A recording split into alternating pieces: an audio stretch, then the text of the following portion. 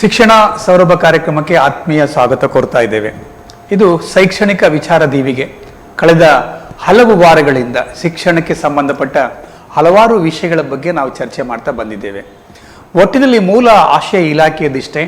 ಈ ಬಾರಿ ಉಡುಪಿ ಜಿಲ್ಲೆ SSLCಯಲ್ಲಿ ಅತ್ಯುತ್ತಮ ಸ್ಥಾನವನ್ನು ನಂಬರ್ 1 ಸ್ಥಾನ ಪಡಬೇಕೆಂಬುದು ನಮ್ಮ ವಿದ್ಯಾಂಗ ಉಪನಿರ್ದೇಶಕರ ಆಶಯ ಕೂಡ. ಆ ದಿಸೆಯಿಂದ ಈ ಒಂದು ಬೇರೆ ಬೇರೆ ವಿಷಯಗಳ ಬಗ್ಗೆ ನಮ್ಮ SLC ವಿದ್ಯಾರ್ಥಿಗಳಿಗೆ ಒಂದು ನುಡಿ ಸಾಂತ್ವನ ಕೊಡುವಂಥ ವಿಷಯವನ್ನು ಭಾಳ ಸುಲಭವಾಗಿ ಮಾಡುವಂಥ ಶೈಕ್ಷಣಿಕ ವಿಚಾರ ದೀವಿಗೆ. ಬಹುತೇಕ ಮಕ್ಕಳಿಗೆ ಭಾಳ ಕಷ್ಟವಾಗುವಂಥದ್ದು ಗಣಿತ. ಗಣಿತ ಅಂದರೆ ಒಂದು ಮಾತಲ್ಲಿ ಕಬ್ಬಿಣದ ಕಡಲೆ ಅಂತ ಇದೆ. ಆ ಕಡಲೆನೇ ಹೇಗೆ ಪುಡಿ ಮಾಡಿ ತಿನ್ಬೇಕೆಂಬುದು ಒಂದು ಕಡೆ ಆದರೆ, ಇನ್ನೊಂದಿಷ್ಟು ಮಕ್ಕಳಿಗೆ ಗಣಿತ ಬಹಳ ಸುಲಭ. ಅಂದರೆ ಕಷ್ಟವೂ ಅಲ್ಲ, ಸುಲಭವೂ ಅಲ್ಲ. ನಾವು ಹೇಗೆ ಅದಕ್ಕೆ ತಯಾರಿ ಮಾಡಿಕೊಳ್ಬೇಕು, ಯಾವ ರೀತಿಯಲ್ಲಿ ಗಣಿತವನ್ನು ಅಧ್ಯಯನ ಮಾಡಬೇಕು, ಗಣಿತ ಓದೋದಲ್ಲ ಅಧ್ಯಯನ ಮಾಡಿಕೊಳ್ಬೇಕು ಎಂಬುದರ ಬಗ್ಗೆ ಇವತ್ತು ನಮ್ಮ ಜೊತೆ ಕರ್ನಾಟಕ ಪಬ್ಲಿಕ್ ಸ್ಕೂಲ್ ಬ್ರಹ್ಮಾವರದ ಗಣಿತ ಅಧ್ಯಾಪಕರಾಗಿದ್ದುಕೊಂಡು ಸಾಕಷ್ಟು ಸೇವೆ ನೀಡುತ್ತಿರುವಂಥ ಶ್ರೀ ಉಮೇಶ್ ನಮ್ಮೊಂದಿಗೆ ಇದ್ದಾರೆ. ಸೊ ಅವರನ್ನು ಸ್ವಾಗತ ಕೊಡ್ತಾ ಇದ್ದೇವೆ ಸರ್. ನಮಸ್ತೆ ಸರ್. ಬಹಳ ಮುಖ್ಯವಾದ ಪ್ರಶ್ನೆ ಏನಂತ ಹೇಳಿದ್ರೆ, ಗಣಿತ ಅಂದ ಕೂಡಲೇ ಸ್ವಲ್ಪ ಮಕ್ಕಳು ಹೆದರ್ಕೊಂಡ್ಬಿಡ್ತಾರೆ. ಏನಾಗುತ್ತೋ ಗೊತ್ತಿಲ್ಲ, ನನಗೆ ಕಷ್ಟ ಆಗತ್ತೆ ಎಂಬುದೊಂದು ಕಡೆಯಲ್ಲಿ. ಹಾಗಂತೇಳಿ ಇಡೀ ರಾಜ್ಯದಲ್ಲಿ ನಾವು ಗಮನಿಸಿಕೊಂಡಾಗ ಗಣಿತ ಎಲ್ಲರಿಗೂ ಕಷ್ಟ ಆಗ್ಬೇಕಂತ ಏನಿಲ್ಲ. ಬಹಳ ಇಷ್ಟವಾಗುವಂಥ ವಿಚಾರಗಳು ಇದೆ. ಆದರೆ ಸುಮಾರು ನಾವು ಮುಕ್ಕಾಲು ಭಾಗವನ್ನು ನೋಡ್ತಾ ಹೋದಾಗ ಗಣಿತ ಬಹಳ ಕಷ್ಟ. ಅದರದ್ದು ಹೇಗೆ ನಾವು ಉತ್ತರ ಬರಿಬೇಕು, ನೆನಪಿಟ್ಟುಕೊಳ್ಳುವುದು ಹೇಗೆ, ಯಾವ ರೀತಿಯಲ್ಲಿ ಅಧ್ಯಯನ ಮಾಡಬೇಕಾಗತ್ತೆ, ಮತ್ತು ಅದರಲ್ಲೇನಾದರೂ ನಾವು ಪಾಸ್ ಆಗಲಿಕ್ಕೆ ಯೋಜನೆಗಳಿವೆಯಾ, ಪಾಸಿಂಗ್ ಪ್ಯಾಕೇಜ್ಗಳಿವೆಯಾ, ಈ ಬ್ಲೂ ಪ್ರಿಂಟ್ ಅಂತ ಹೇಳ್ತಾರೆ, ಇಲ್ಲಿ ಗಣಿತದಲ್ಲಿ ಕೂಡ ಇದನ್ನು ಅನ್ವಯಿಸ್ತಾರಾ? ಈಗಾಗಲೇ ಇಲಾಖೆಗಳು ಪೂರ್ವ ಪರೀಕ್ಷೆಯನ್ನು ಈಗಾಗಲೇ ಆರಂಭಗೊಂಡಿದೆ. 1ನೇ ಹಂತ ನಡೀತಾ ಇದೆ, ಇನ್ನು 2ನೇ ಹಂತ, 3ನೇ ಹಂತ. ಬಹುಶಃ ನಮ್ಮ ಇವತ್ತಿನ ಮಾತುಕತೆ ಮುಂದಿನ ಹಂತಕ್ಕೆ ಖಂಡಿತವಾಗಿ ನೆರವಾಗಬಹುದು ಅಂತ ಹೇಳ್ತಾ, ಗಣಿತವನ್ನು, ನೇರ ಪ್ರಶ್ನೆ ಸರ್, ಗಣಿತವನ್ನು ದಿನಕ್ಕೆ ಎಷ್ಟು ಸಮಯ ಅಧ್ಯಯನ ಮಾಡಬೇಕು ಸರ್? ಎಸ್ ಸರ್, ಇದು ಒಂದು ಒಳ್ಳೆಯ ಪ್ರಶ್ನೆ.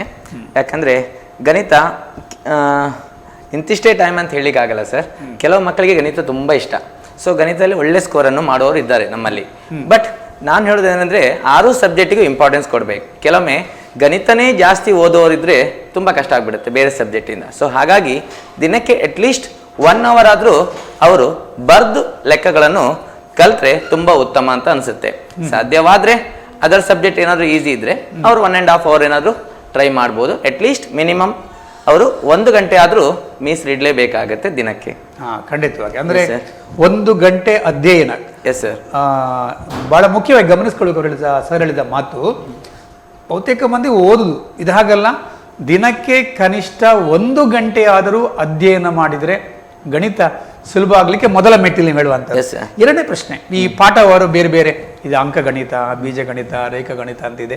ಇನ್ನು ಅದರೊಳಗಡೆ ತುಂಬ ಪಾಠಗಳು, ಬೇರೆ ಬೇರೆ ಮಗ್ಗಲುಗಳಿವೆ. ಈ ಪಾಠವಾರು ತಯಾರಿ ಯಾವ ರೀತಿಯಲ್ಲಿ ನಾವು ಹೇಗೆ ಮಾಡ್ಕೊಳ್ಬೇಕಾಗತ್ತೆ, ವಿಷಯವಾರಕ್ಕಾಗಲಿ ಅಥವಾ ಭಾಗಕ್ಕೆ ಅನುಗುಣವಾಗಿ? ಎಸ್ ಸರ್, ಇಲ್ಲಿ 2 ಟೈಪ್ ಬರುತ್ತೆ ಸರ್. ಉತ್ತಮ ಸ್ಕೋರ್ ಮಾಡುವವರು ಈಗಾಗಲೇ ನಮಗೆ ಒಂದು ಬ್ಲೂ ಪ್ರಿಂಟನ್ನು ಸ್ವಲ್ಪ ನೀಡಿರ್ತಾರೆ. ಅದರ ಮೇಲೆ ಸ್ವಲ್ಪ ಗಮನ ಹರಿಸಿ ಬಿಟ್ರೆ, ಈಗ ಅಲ್ಲೊಂದು 2 ಚರಾಕ್ಷರಗಳಿರುವ ರೇಖಾತ್ಮಕ ಸಮೀಕರಣ ಇವೆ ಎಂಬ ಒಂದು ಪಾಠ ಇದೆ ಸರ್. ಅದರಲ್ಲಿ ಸ್ಟೇಟ್ಮೆಂಟ್ ಲೆಕ್ಕಗಳು ಇವೆ. 3 ಅಂಕಕ್ಕೆ ನಮ್ಮ ಮಿಟ್ಟಮಲ್ಲೆಲ್ಲ ಬರ್ತಾ ಇತ್ತು. ಬಟ್ ಈಗ ನಾವು ಬ್ಲೂ ಪ್ರಿಂಟನ್ನು ಗಮನಿಸಿದರೆ ಸ್ಟೇಟ್ಮೆಂಟ್ ಲೆಕ್ಕಗಳು ಅಲ್ಲಿ ಬರುವುದೇ ಇಲ್ಲ. ಅಂದರೆ 2 ಅಂಕಕ್ಕೆ ಸುಲಭವಾಗಿರುವಂಥ ಒಂದು ವರ್ಜಿಸುವ ವಿಧಾನದ ಲೆಕ್ಕ ಮತ್ತು ಒಂದು ಗ್ರಾಫ್ ಮತ್ತು 2 1 ಅಂಕದ ಪ್ರಶ್ನೆಗಳು ಬರ್ತಾ ಇವೆ.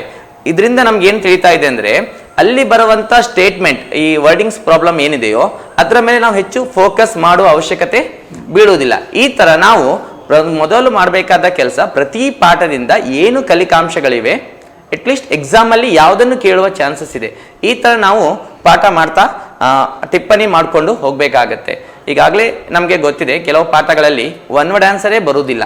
ಫಾರ್ ಎಕ್ಸಾಂಪಲ್, ವೃತ್ತಗಳಿಗೆ ಸಂಬಂಧಿಸಿದ ವಿಸ್ತೀರ್ಣಗಳೆಂಬ ಪಾಠ ಇದೆ.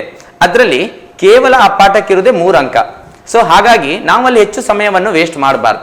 ಯಾಕಂದರೆ ಯಾವುದೇ ರೀತಿಯ 1 ಅಂಕದ ಪ್ರಶ್ನೆಗಳು ಅಥವಾ 2 ಅಂಕದ ಪ್ರಶ್ನೆಗಳು ಆ ಪಾಠದಲ್ಲಿ ಇಲ್ಲವೇ ಇಲ್ಲ. ಜಸ್ಟ್ ಬರ್ತಾ ಇರೋದು ಕೇವಲ 3 ಅಂಕದ ಪ್ರಶ್ನೆ. ಸೊ ಹಾಗಾಗಿ ಆ ಪಾಠದಲ್ಲಿ ಸ್ವಲ್ಪ ಈಗ ಉದಾಹರಣೆಗೆ ಸೆಗ್ಮೆಂಟ್ ಮತ್ತು ಸೆಕ್ಟರ್ ಅಂತ ಕರಿತೇವೆ ಸರ್. ಆ ಲೆಕ್ಕಗಳಲ್ಲಿ ನಾವು ಡೈರೆಕ್ಟ್ ಆಗಿ ಈಗ ಸೆಕ್ಟರ್ ಕೊಟ್ಟು ಸೆಗ್ಮೆಂಟ್ ಕೇಳುವಂಥ ಲೆಕ್ಕ ಆಗಿರ್ಬೋದು, ಅಥವಾ ತ್ರಿಜ್ಯ ಮತ್ತು ಕೋನ ಕೊಟ್ಬಿಟ್ಟು ಅದೇ ತ್ರಿಜ್ಯಾಂತರ ಖಂಡ ಮತ್ತು ಅದರ ಏನು ಲೆಂತ್ ಕಂಡುಹಿಡಿಯುವಂಥ ಲೆಕ್ಕಗಳ ಕಡೆ ಫೋಕಸ್ ಮಾಡಬೇಕಾಗತ್ತೆ. ಹಾಗಾಗಿ ಮೊದಲು ನಾವು ತಿಳ್ಕೊಳ್ಬೇಕಾಗತ್ತೆ ಯಾವ್ಯಾವ ಪಾಠದಲ್ಲಿ ಏನನ್ನೇ ಓದ್ಕೊಳ್ಬೇಕು. ಇದನ್ನು ತಿಳ್ಕೊಂಡ್ರೆ ನಮ್ಮ ಸಮಯ ಯುಟಿಲೈಸ್ ಆಗುತ್ತೆ. ಇಲ್ಲದಿದ್ರೆ ಸುಮ್ಮನೆ ನಾವು ಯಾವುದೋ ಒಂದು ಕಲಿತಾ ಇದ್ರೆ ಅದು ಎಕ್ಸಾಮಲ್ಲಿ ಬರುವ ಚಾನ್ಸಸ್ ಇರುವುದಿಲ್ಲ. ಈ ಥರ ನಾವು ಪ್ರತಿ ಪಾಠದಲ್ಲಿ ಮೊದಲು ಲಿಸ್ಟ್ ಮಾಡ್ತಾ ಹೋಗ್ಬೇಕಾಗತ್ತೆ ಸರ್. ನೀವು ಹೇಳಿದ ಹಾಗೆ ಎಲ್ಲ ಒಂದು ಒಟ್ಟಾರೆಯಾಗಿ ಓದುವುದೆಲ್ಲ ವೇಟೇಜ್ ಇರ್ತದೆ ಅಂತ. ನೀಲನಕ್ಷೆ ಬಗ್ಗೆ ನೀವು ಮಾತಾಡ್ತಾ ಆ ಶಬ್ದ ಬಂತು, ಬ್ಲೂ ಪ್ರಿಂಟ್ ಶಬ್ದ ಬಂತು. ಈ ಪಕ್ಕ ಇದನ್ನೇ ತುಂಬಾ ಗೊಂದಲ ಇರುತ್ತೆ ಇವತ್ತಿನವರೆಗೆ. ನಾವು ಮೊನ್ನೆ ಇದನ್ನ ಹೇಳ್ತಾ ಇದ್ದೇವೆ, ಇವತ್ತು ಕೂಡ ತುಂಬಾ ಜನ ಮಕ್ಕಳು ಕೇಳುವಂಥದ್ದು ಬ್ಲೂ ಪ್ರಿಂಟ್ ಅನ್ನ ಅಂತಿಮವಾಗಿ ಹಂಗೆ ಇರ್ತದ, ಅದೇ ಪ್ರಕಾರವಾಗಿ ಪ್ರಶ್ನೆ ಪತ್ರಿಕೆಯನ್ನು ಕೊಡ್ತಾರಾ ಪ್ರೌಢಶಿಕ್ಷಣ ಮಂಡಳಿ ಕೊನೆಯಲ್ಲಿ ಅಂತ ಎಂಬುದು ಮಕ್ಕಳಿಗೆ ತುಂಬಾ ಗೊಂದಲ ಇರುವಂತ. ಅವ್ರು ನಾವು ಹೇಳಿದ್ರು ಕೂಡ ಹಾಗಾಗುತ್ತೆ ಇಲ್ವೋ, ಸರ್ ಅದು ವೆಯ್ಟೇಜ್ ಮಾಡದೇ ಇದ್ರೆ ಅದಕ್ಕೆ ಇಷ್ಟು ಮಾರ್ಕ್ ಹೇಳ್ದೇ ಇದ್ರ ಅಂತೇಳಿ.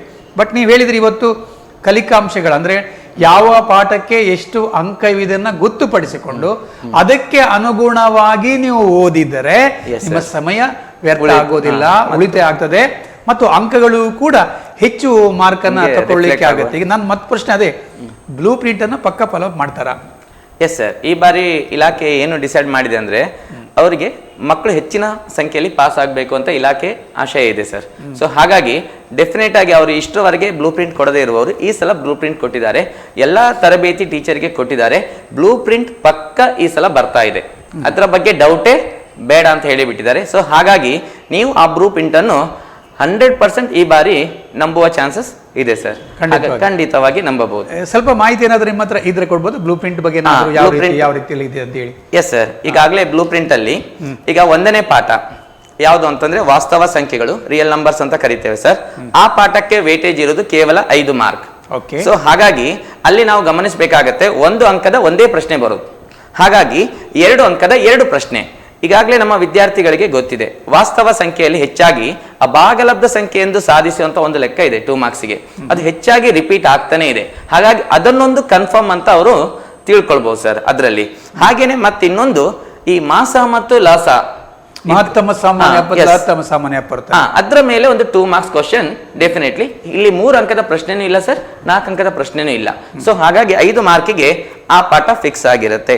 ಅದೇ ತರ ಪಾಲಿನಾಮಿಯಲ್ಸ್ ಅಂತ ಒಂದು ಪಾಠ ಇದೆ ಸರ್. ಇದು ನಾವು ಹೇಳ್ಬೋದು ಈ ಒನ್ ವರ್ಡ್ ಆನ್ಸರ್ ಅಲ್ಲಿ ಬರುವಂತ ಹೈಯೆಸ್ಟ್ ಪ್ರಶ್ನೆಗಳು. ಅಂದ್ರೆ ಈ ಪಾಠಕ್ಕೆ 2 ಒನ್ ವರ್ಡ್ ಆನ್ಸರ್ ಬರ್ಲಿಕ್ಕಿವೆ.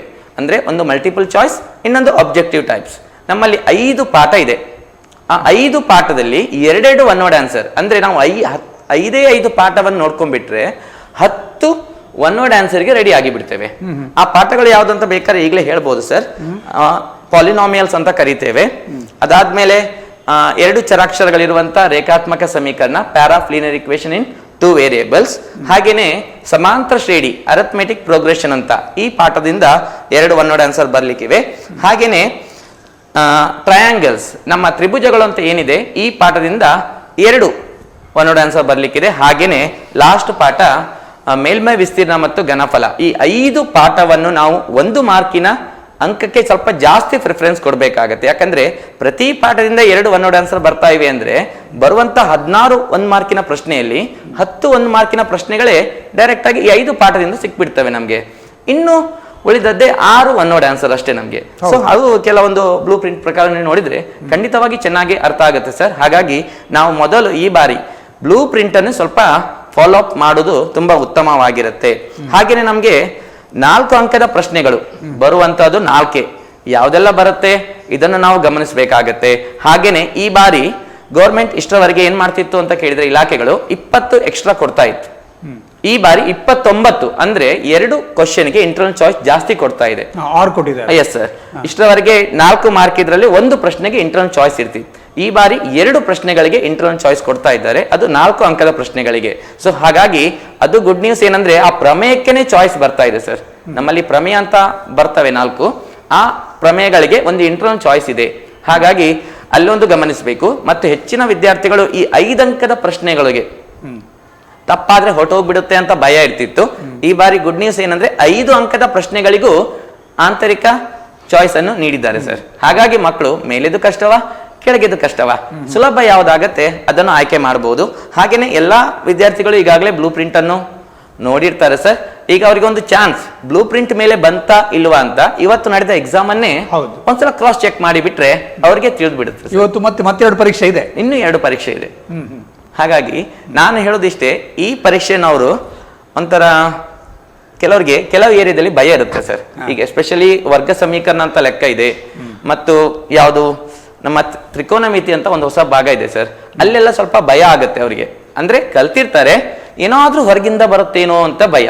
ಈ ಎಕ್ಸಾಮ್ ಅಲ್ಲಿ ಅವರು ಆ ಭಯವನ್ನು ಚೆಕ್ ಮಾಡ್ಕೊಳ್ಬಹುದು. ಓಕೆ, ನಾನು ಕಲ್ತಿದ್ದೇನೆ, ಅಲ್ಲಿ ಲೆಕ್ಕ ಬಂದಿದೆ, ನನಗೆ ಭಯ ಆಯ್ತಾ ಇಲ್ವಾ, ಆಗ್ಲಿಲ್ಲ ಅಂದ್ರೆ ಓಕೆ, ನೆಕ್ಸ್ಟ್ ಎಕ್ಸಾಮ್ ಅಲ್ಲಿ ಹೆದರೋ ಅವಶ್ಯಕತೆನೇ ಇರುವುದಿಲ್ಲ. ಈ ತರ ನಾವು ಆ ಏನು ಬ್ಲೂ ಪ್ರಿಂಟ್ ಅನ್ನು ಕೊಟ್ಟಿದ್ದಾರೆ ಅದರ ಪ್ರಕಾರ ನಾವು ಫಾಲೋ ಅಪ್ ಮಾಡಿದ್ರೆ ತುಂಬಾ ಒಳ್ಳೇದು ಸರ್.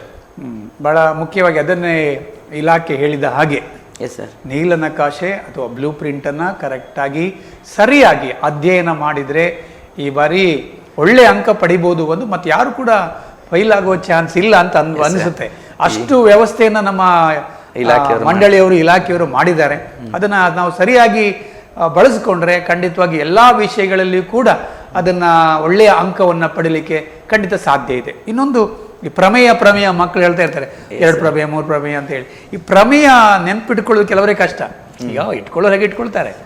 ಕೆಲವರು ಏನಿರ್ತಾರೆ, ನಮ್ಮಲ್ಲಿ ಎಲ್ಲ ರೀತಿಯ ಒಂದೇ ರೀತಿಯ ಮಕ್ಕಳು ಇರೋದಿಲ್ಲ.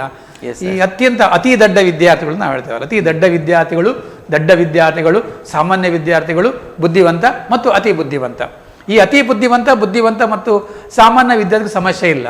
ಆದರೆ ದಡ್ಡ ಮತ್ತು ಅತಿ ದೊಡ್ಡ ವಿದ್ಯಾರ್ಥಿಗಳಿಗೆ ಎಲ್ಲೋ ಒಂದ್ ಕಡೆಯಲ್ಲಿ ಈ ಪ್ರಮೇಯ ನೆನ್ಪಿಟ್ಕೊಳ್ಳಿ ಕಷ್ಟ ಆಗುತ್ತೆ.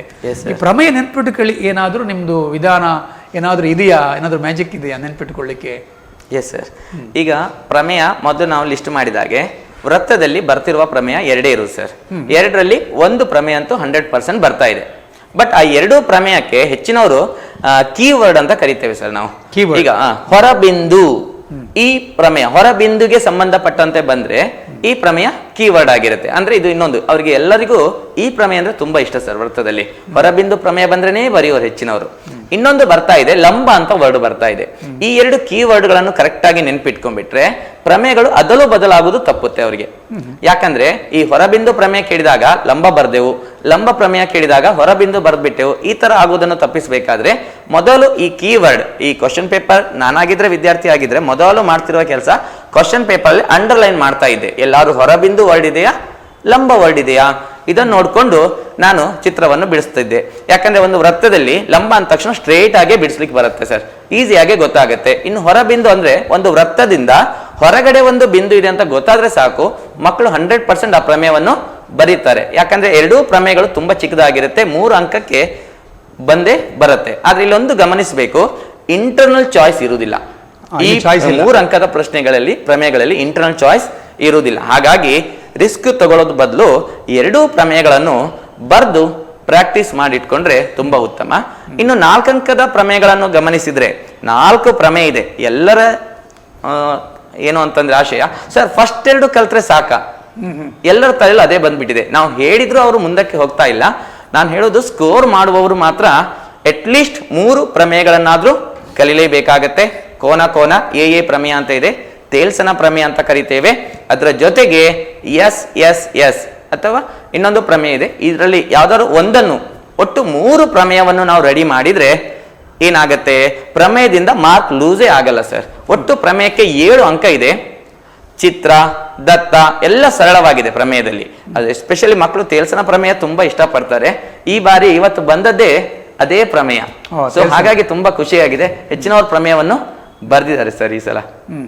ಸರ್, ಇದು ಪ್ರಮೇಯಕ್ಕೆ ಆಯ್ತು, ಅದನ್ನ ಗಮನಿಸಿಕೊಂಡ್ರೆ ಖಂಡಿತವಾಗಿ ಅಲ್ಲಿ ಕೂಡ ಅಂಕವನ್ನ ಪಡಿಲಿಕ್ಕೆ ಸಾಧ್ಯ ಇದೆ. ಮುಂದಿನ ಪ್ರಶ್ನೆ, ಈ ಕಷ್ಟದ ಉದಾಹರಣೆಗೆ ಸುಲಭವಾಗಿ ಬಿಡಿಸುವ ತಂತ್ರ ಯಾವುದು? ಕಷ್ಟದ ಉದಾಹರಣೆ ಇರ್ತದೆ, ಏನಾದ್ರು ಸುಲಭವಾಗಿ ಬಿಡಿಸುವ ತಂತ್ರಗಾರಿಕೆ ಏನಾದ್ರು ಬಿಡಿಸ್ಲಿಕ್ಕೆ ಏನಾದ್ರು ಸಲಹೆಗಳಿಂದ ಸರ್? ಸರ್, ಈಗ ಲೆಕ್ಕ ಕಷ್ಟ ಅಂದ ತಕ್ಷಣ ಕೆಲವರು ಏನ್ ಮಾಡ್ತಾರೆ ಅಂದ್ರೆ ಲೆಕ್ಕವನ್ನು ಪ್ರಾಪರ್ ಆಗಿ ಓದಲ್ಲ, ಏನೋ ಒಂದು ಡೈರೆಕ್ಷನ್ ಅಲ್ಲಿ ತಗೊಂಡೋಗ್ಬಿಡ್ತಾರೆ ಲೆಕ್ಕವನ್ನು. ಸೊ ಹಾಗಾಗಿ ಫಸ್ಟ್ ನಾವು ಲೆಕ್ಕವನ್ನು ಓದಿ ಮೊದಲು ಅರ್ಥ ಮಾಡ್ಕೊಳ್ಬೇಕು ಅದು ಯಾವ ಪಾಠದಿಂದ ಬರ್ತಾ ಇದೆ. ಇದು ಮೊದಲು ನಮ್ಗೆ ತಿಳ್ಕೊಳ್ಬೇಕು. ಅದು ಉದಾಹರಣೆಗೆ ವರ್ಗ ಸಮೀಕರಣದಿಂದ ಬರ್ತಾ ಉಂಟಾ, ಯಾವ ಪಾಠ, ಆ ಪಾಠ ಬಂದ ತಕ್ಷಣ ನಮ್ಗೆ ಆಲ್ರೆಡಿ ಕಲಿಕಾಂಶಗಳನ್ನು ನಾವು ನೋಡಿದ್ದೇವೆ. ಹೆಚ್ಚಾಗಿ ಅದೇ ಸೂತ್ರದ ಮೇಲೆ ಲೆಕ್ಕ ಇರುವ ಚಾನ್ಸಸ್ 100% ಇದೆ. ಹಾಗಾಗಿ ಪಾಠ ಯಾವುದು ಅಂತ ನೆನ್ಪು ಮಾಡ್ಕೊಂಡ್ಬಿಟ್ರೆ, ಈಗ ಉದಾಹರಣೆಗೆ ತ್ರಿಭುಜ ಪಾಠ ಅಂದ್ರೆ ಒಂದು ಲೆಕ್ಕ ಬಂದ್ಬಿಟ್ಟಿದ್ದು ಅಂತ, ಆಗ ಅವರು ಏನ್ ಮಾಡ್ಬೇಕು, ಓ ಇದು ತ್ರಿಭುಜದ ಪಾಠ. ಸೊ ಹಾಗಾಗಿ ಇಲ್ಲಿ ಬರ್ತಿರೋ ಏನು, ಒಂದು ತೇಲ್ಸನ ಅನ್ವಯ. ಹಾಗೇನೆ ಇಲ್ಲಾದ್ರೆ ಕೋನ ಕೋನ ಅಥವಾ ಏನು ASA ಕೋನ ಬಾಹು ಕೋನ ಅಂತ ಒಂದಿದೆ ಸರ್. ಹಾಗಾಗಿ ಆ ವಿದ್ಯಾರ್ಥಿಗಳು ಏನ್ ಮಾಡ್ಬೇಕಂದ್ರೆ ಅಟ್ಲೀಸ್ಟ್ ಇಲ್ಲಿ ಏನ್ ಮಾಡ್ಲಿಕ್ಕಿರತ್ತೆ, 2 ತ್ರಿಭುಜವನ್ನು ತೆಗೆದುಕೊಂಡು ಕೋನಗಳನ್ನು ಸಮ ಹೇಳಬೇಕು, ಬಿಟ್ರೆ ಮತ್ತೇನು ಇಲ್ಲ ಅಲ್ಲಿ ಆ ಪ್ರಮೇಯದಲ್ಲಿ. ಸೊ ಆ ಲೆಕ್ಕದಲ್ಲಿ ಏನು ಅಷ್ಟು ಬರುವುದಿಲ್ಲ. ಹಾಗಾಗಿ ಆ 2 ತ್ರಿಭುಜಗಳನ್ನು ಆಯ್ಕೆ ಮಾಡಿಕೊಂಡು ಕೋನಗಳನ್ನು ಸಮ ಹೇಳುವುದರಿಂದ ಅಲ್ಲಿ ಏನಾಗ್ಬಿಡುತ್ತೆ, ಸಮರೂಪ ಆಗಿ ಬಿಡುತ್ತೆ. ಹಾಗಾಗಿ ನೆಕ್ಸ್ಟ್ ಸ್ಟೆಪ್ ಬಾಹುಗಳ ಅನುಪಾತವನ್ನು ತಗೊಂಡ್ರೆ ಅವ್ರ ಲೆಕ್ಕನೇ ಮುಗ್ದೋಗಿರುತ್ತೆ ಸರ್. ಸೊ ಹಾಗಾಗಿ ಈ ಕಷ್ಟ ಅಂತ ಎನಿಸ್ಕೊಂಡ್ಬಿಡ್ತಾರೆ ತ್ರಿಭುಜ, ಆದ್ರೆ ಏನೂ ಕಷ್ಟ ಇಲ್ಲ. ಅಲ್ಲಿ ಕೇಳುದೇನು, ಅಟ್ಲೀಸ್ಟ್ ಇದನ್ನು ನಾವು ಶಾರ್ಟ್ ಲಿಸ್ಟ್ ಮಾಡ್ಕೊಳ್ಬೇಕಾಗತ್ತೆ. ಸೊ ಹಾಗಾಗಿ ಬಾಹುಗಳು ಏನು, ಅದೇ 2 ತ್ರಿಭುಜವನ್ನು ಹೇಗೆ ಆಯ್ಕೆ ಮಾಡ್ಕೊಂಡ್ರೆ ನಮ್ಗೆ ಕೋನಗಳನ್ನು ಹೇಗೆ ಹೇಳಲಿಕ್ಕೆ ಆಗತ್ತೆ, ಈ ಅನುರೂಪ ಬಾಹುಗಳು ಅಂತ ಕರಿತೇವೆ ಸರ್. ಅವ್ರ ಮಕ್ಕಳಿಗೆ ಗೊತ್ತಾಗ್ಬಿಡುತ್ತೆ ಕೂಡ್ಲೆ ಯಾವ್ಯಾವ ಅನುರೂಪ ಬಾಹುಗಳನ್ನು ನಾವು ತಗೊಳ್ಬೇಕು. ಎಡಬದಿ ಎಡಬದಿ, ಬಲಬದಿ ಬಲಬದಿ, ಪಾದ ಪಾದ, ಈ ಪ್ಯಾಟರ್ನ್ ಅಲ್ಲಿ ತಗೊಂಡು ಮಾಡ್ಬೋದು. ಇದು ಕಷ್ಟ ಅಂತ ಹೇಳ್ತಾರೆ. ಇನ್ನೊಂದು ಮಕ್ಕಳು ತುಂಬಾ ಕಷ್ಟಪಡೋದು ಏನು ಅಂತ ಕೇಳಿದ್ರೆ, ಈ ತ್ರಿಕೋನಮಿತಿಯಲ್ಲಿ ಐಡೆಂಟಿಟಿ ಮೇಲೆ ಒಂದು ಲೆಕ್ಕ ಬರುತ್ತೆ ಸರ್. ಹೆಚ್ಚಾಗಿ ಅದು ಅವರು ಕಷ್ಟ ಅಂತ ಎನ್ಸ್ಕೊಂಡ್ಬಿಡ್ತಾರೆ. ಕಷ್ಟ ಏನು ಇರುವುದಿಲ್ಲ, ಈ ಬಲಬದಿ ಏನು ಕೊಡ್ತಾರೆ ಅದ್ರ ಮೇಲೆ ಫೋಕಸ್ ಮಾಡ್ಬೇಕು. ಯಾಕಂದ್ರೆ ಈ ತ್ರಿಕೋನಮಿತಿ ಎಂಡ್ಲೆಸ್, ಎಲ್ಲಿ ಬೇಕಾದ್ರೂ ತಗೊಂಡು ಹೋಗ್ಬೋದು ಆನ್ಸರ್ ಅನ್ನು, ಎಲ್ಲೊಂದೋ ಇಲ್ಲಿಗೆ ಬೇಕಾದ್ರೆ ಹೋಗ್ಬೋದು. ಬಟ್ ನಮ್ಗೇನು ಸುಲಭವಾಗಿ ನಮ್ಗೆ ಬಲಬದಿ ಬಂದ್ರೆ ಆಯ್ತು. ಸೊ ಬಲಬದಿ ಬರ್ಬೇಕಾದ್ರೆ ನಾವಿಲ್ಲಿ ಏನು ಸ್ವಲ್ಪ ಚೇಂಜಸ್ ಮಾಡ್ಕೊಂಡ್ರೆ ಆಗತ್ತೆ. ಈ ತರ ಈಗ ಈ ಕಡೆ ಪ್ಲಸ್ ಇದ್ದು ನಮ್ಮ ಉತ್ತರದಲ್ಲಿ ಏನಾದ್ರೂ ಇಂಟು ಮಾಡುವಾಗೆ ಇದ್ರೆ ಡೆಫಿನೆಟ್ಲಿ ಅದು ಏನು ಲಾಸದ ಮೇಲೆ ಹೋಗಿರುವ ಚಾನ್ಸಸ್ ಇರುತ್ತೆ. ಈ ತರ ಕೆಲವೊಂದು ಶಾರ್ಟ್ ಕಟ್ ಗಳನ್ನು ಅವರು ಅಳವಡಿಸಬೇಕು.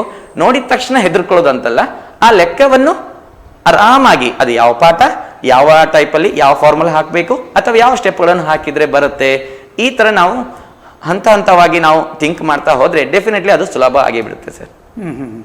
ಸರಿ, ಮತ್ತೊಂದು ಈಗ ಈಗಾಗಲೇ ಸ್ವಲ್ಪ ನೀವು ಹೇಳಿದ್ರಿ ನೀಲನಕಾಶೆ ಬ್ಲೂ ಪ್ರಿಂಟ್ ಬಗ್ಗೆ, ಇನ್ನೊಂದೇ ಇತರ ವಿಷಯ ಏನಾದ್ರು ಹೇಳಿಕೊಂಡ ಅಂತ ಹೇಳಿ. ಎಸ್ ಸರ್, ಬ್ಲೂ ಪ್ರಿಂಟ್ ಅಲ್ಲಿ ನಾವು ಗಮನಿಸಬೇಕಾದದ್ದು ಮೊದಲು ಇಂಟರ್ನಲ್ ಚಾಯ್ಸ್ ಇರುವಂತ ಕ್ವಶನ್ಗಳು ಯಾವುದು. ಇದು ಮೊದಲು ಈಗ 5 ಅಂಕಕ್ಕೆ ಇಂಟರ್ನಲ್ ಚಾಯ್ಸ್ ಇದೆ ಅಂತ ಗೊತ್ತಾದ್ಮೇಲೆ ಡೆಫಿನೆಟ್ಲಿ ನಮ್ಗೆ ಏನಾಗ್ಬಿಡುತ್ತೆ, ಈಸಿ ಆಗ್ಬಿಡುತ್ತೆ. ಅಲ್ಲಿ ಬರೋದೇನು ಸರ್, ಸರ್ಫೇಸ್ ಏರಿಯಾ ಮತ್ತು ವಾಲ್ಯೂಮ್ ಅಂತ ಒಂದು ಚಾಪ್ಟರ್ ಇದೆ. ಅದೇ ಕೋನ, ಸಿಲಿಂಡರ್, ಅರ್ಧ ಗೋಳ ಅಥವಾ ಇಡೀ ಗೋಳ, ಇದಿಷ್ಟು ಬಿಟ್ಟು ಮತ್ತೇನು ಕೇಳುವ ಚಾನ್ಸಸ್ಸೇ ಇರುವುದಿಲ್ಲ. ಹಾಗಾಗಿ 5 ಅಂಕ ನಮ್ಗೆ ಹೇಗೂ ಸಿಗುತ್ತೆ. ಎಸ್ಪೆಷಲಿ ಸ್ಕೋರ್ ಮಾಡುವವರು ಸ್ವಲ್ಪ ಇದನ್ನು ಗಮನಿಸಬೇಕಾಗತ್ತೆ. ಜಸ್ಟ್ ಫಾರ್ಮುಲಾಗಳು ಬಾಯ್ ತುದಿಯಲ್ಲಿ ಇರಬೇಕು. ಫಾರ್ಮುಲಾಗಳು ಯಾವುದೇ ಫಾರ್ಮುಲಾ ಕೇಳಿದ ತಕ್ಷಣ cylinder immediately 3 formula 2πrh, 2πr into r+h, πr²h, ಇಷ್ಟು ಸ್ಪೀಡಲ್ಲಿ 3 ಫಾರ್ಮುಲಾಗಳು ಚೆನ್ನಾಗಿ ಬಂತು ಅಂದ್ರೆ ಡೆಫಿನೆಟ್ಲಿ ಅವ್ರು ಏನ್ ಮಾಡಿಬಿಡ್ತಾರೆ, ಲೆಕ್ಕಗಳನ್ನು ಅಟೆಂಪ್ಟ್ ಮಾಡ್ಲಿಕ್ಕೆ ಆಗತ್ತೆ. ಹಾಗಾಗಿ ನೀಲಿನಕಾಶೆ ನೋಡಿದಾಗ, ನಮ್ಮ ಬ್ಲೂ ಪ್ರಿಂಟ್ ಪ್ರಕಾರ ನೋಡಿದಾಗ 5 ಅಂಕ ಇದೆ ಈ ಪ್ರಶ್ನೆಗೆ. ಸೊ ಹಾಗಾಗಿ ಅವರು ಇದನ್ನು ಬರ್ದು ಬರ್ದು ಬರ್ದು, ನಾನು ಹೇಳೋದಿಷ್ಟೇ, ಕಲ್ತು ಬರ್ದು ಅಭ್ಯಾಸ ಮಾಡಿ ಬಿಟ್ರೆ ಖಂಡಿತ 5 ಅಂಕ ಸಿಕ್ಬಿಡತ್ತೆ. ಇದು ನಮಗೆ ಬ್ಲೂ ಪ್ರಿಂಟ್ ಹೆಲ್ಪ್ ಮಾಡಿದ್ದು. ಇಲ್ಲದಿದ್ರೆ ನಮಗೆ ಕನ್ಫ್ಯೂಷನ್, ಅದು 4 ಮಾರ್ಕಿಗೆ ಬರುತ್ತಾ 3 ಮಾರ್ಕಿಗೆ ಬರುತ್ತಾ, ಈ ತರ ಕನ್ಫ್ಯೂಷನ್ ಅನ್ನು ಬ್ಲೂ ಪ್ರಿಂಟ್ ನಮಗೆ ಕ್ಲಿಯರ್ ಮಾಡಿಬಿಟ್ಟಿದೆ. ಇನ್ನು ನೆಕ್ಸ್ಟ್ 4 ಅಂಕದ ಪ್ರಶ್ನೆಗಳ ಕಡೆ ಗಮನಿಸಿದ್ರೆ, ಈಗಾಗಲೇ ಒಂದು ಗ್ರಾಫ್ ಅಂತ ಇದೆ. ಹೆಚ್ಚಿನ ಮಕ್ಕಳು ಗ್ರಾಫ್ ಕಡೆಗೆ ಟ್ರೈ ಮಾಡ್ತಾ ಇದ್ದಾರೆ. ಹಾಗೇನೆ ಸಮಾಂತರ ಶ್ರೇಣಿ ಅಂದ ತಕ್ಷಣ ಹೆಚ್ಚಿನ ವಿದ್ಯಾರ್ಥಿಗಳು ಸ್ವಲ್ಪ ಭಯ ಬಿಟ್ಬಿಡ್ತಾರೆ. ಸರ್ ಹೊಸ ಲೆಕ್ಕ ಬಂದ್ಬಿಡುತ್ತಲ್ಲ ಸರ್, ಏನ್ ಮಾಡುದು ಅಂತ ಎಷ್ಟೋ ಸಲ ನಮ್ಮ ಹತ್ರ ಡೌಟ್ ಕೇಳಿರ್ತಾರೆ. ಸೊ ನಾನಾಗ ಹೇಳ್ತೇನೆ, ಅಲ್ಲಿರೋದು 2 ಒಂದು AN, ಇನ್ನೊಂದು SN. AN ಅಂದ್ರೆ ಪದಗಳು, SN ಅಂದ್ರೆ ಸ್ಟಾರ್ಟಿಂಗ್ ಇಂದ ಇರುವಂತ ಪದಗಳ ಮೊತ್ತ. ಇವೆರಡನ್ನು ಕರೆಕ್ಟ್ ಆಗಿ ನೀವು ಡಿಫ್ರೆನ್ಸ್ ಅನ್ನು ಅರ್ಥ ಮಾಡ್ಕೊಂಡ್ಬಿಟ್ರೆ ಈ ಲೆಕ್ಕಗಳನ್ನು ನೀವು ಈಸಿಯಾಗಿ ಸಾಲ್ವ್ ಮಾಡ್ಲಿಕ್ಕೆ ಆಗತ್ತೆ. ಇವತ್ತು ಗೊತ್ತಾಗಿದೆ ಮಕ್ಕಳಿಗೆ, ಅದು AP ಲೆಕ್ಕ ಇವತ್ತು ಬಂದಾಗ ಅವ್ರಿಗೆ ಅದೇನೋ ಕಷ್ಟ ಅಂತ ಎನ್ಸ್ಕೊಂಡಿದ್ರಲ್ಲ, ಇವತ್ತು ಗೊತ್ತಾಗಿದೆ ಲೆಕ್ಕ ಸುಲಭ ಇತ್ತು, ನಾವೇನೋ ತಪ್ಪು ಮಾಡಿರ್ಬೇಕು, ಬಿಟ್ರೆ ಲೆಕ್ಕ ಮಾತ್ರ ತುಂಬಾ ಸರಳವಾಗಿ ಬರ್ತಾ ಇದೆ ಸರ್. AN SN ಇದು ಸ್ವಲ್ಪ ಕರೆಕ್ಟ್ ಆಗಿ ನೋಡ್ಕೊಳ್ಬೇಕಾಗತ್ತೆ ಅವರು. ಹಾಗೇನೆ ಇನ್ನು ಪ್ರಮೇಯಗಳು, ನಾನು ಈಗಾಗಲೇ ಹೇಳಿದ್ದೇನೆ, ಪ್ರಮೇಯದ ಬಗ್ಗೆ ಏನು ಡೌಟ್ ಇಲ್ಲ. ಯಾವ್ದಾದ್ರು 3 ಪ್ರಮೇಯಗಳನ್ನು ಚೆನ್ನಾಗಿ ಕಲ್ತು ಬಿಟ್ರೆ 4 ಅಂಕಕ್ಕೆ ಬರುತ್ತೆ. ಇನ್ನು ಏನು ಸರ್, ಹೈಟ್ ಅಂಡ್ ಡಿಸ್ಟೆನ್ಸ್ ಅಂತ ಒಂದು ಲೆಕ್ಕ ಬರ್ತಾ ಇದೆ, ದೂರ ಮತ್ತು ಎತ್ತರ ಅಂತ. ತುಂಬಾ ಸುಲಭ. ಕೆಲವರು ನಾನು ಹೇಳ್ತೇನೆ, ವೀಕ್ ಇದ್ದ ಮಕ್ಳಿಗೂ ಈ ಟಾರ್ಗೆಟ್ 40 ಅಂತ ಏನು ಮಾಡ್ತಾರೆ, ಅವರು ಈ ಭಾಗದಲ್ಲಿ ಒಂದು 2-3 ಮಾರ್ಕ್ ತಗೊಳ್ಳೋ ಚಾನ್ಸಸ್ ಇದೆ. ಒಂದು ತ್ರಿಭುಜ ಕಾಣ್ತಾ ಇರುತ್ತೆ, ಆ ತ್ರಿಭುಜದಲ್ಲಿ ಸೀದಾ ಹೋಗ್ಬಿಟ್ಟು ಟ್ಯಾನ್ ಥೀಟಾ ಅಪ್ಲೈ ಮಾಡಿದ್ರೆ ಆಯ್ತು.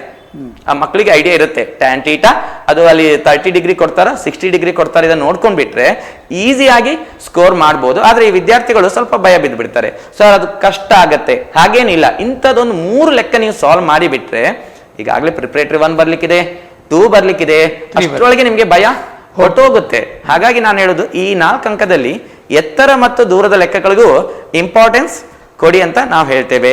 ಇನ್ನು 3 ಅಂಕದ ಪ್ರಶ್ನೆಗಳು ಯಾವ್ದ್ಯಾವ್ದು ಅಂತ ಈಗಾಗಲೇ ನಮಗೆ ಚೆನ್ನಾಗಿ ಗೊತ್ತಾಗಿದೆ ಸರ್.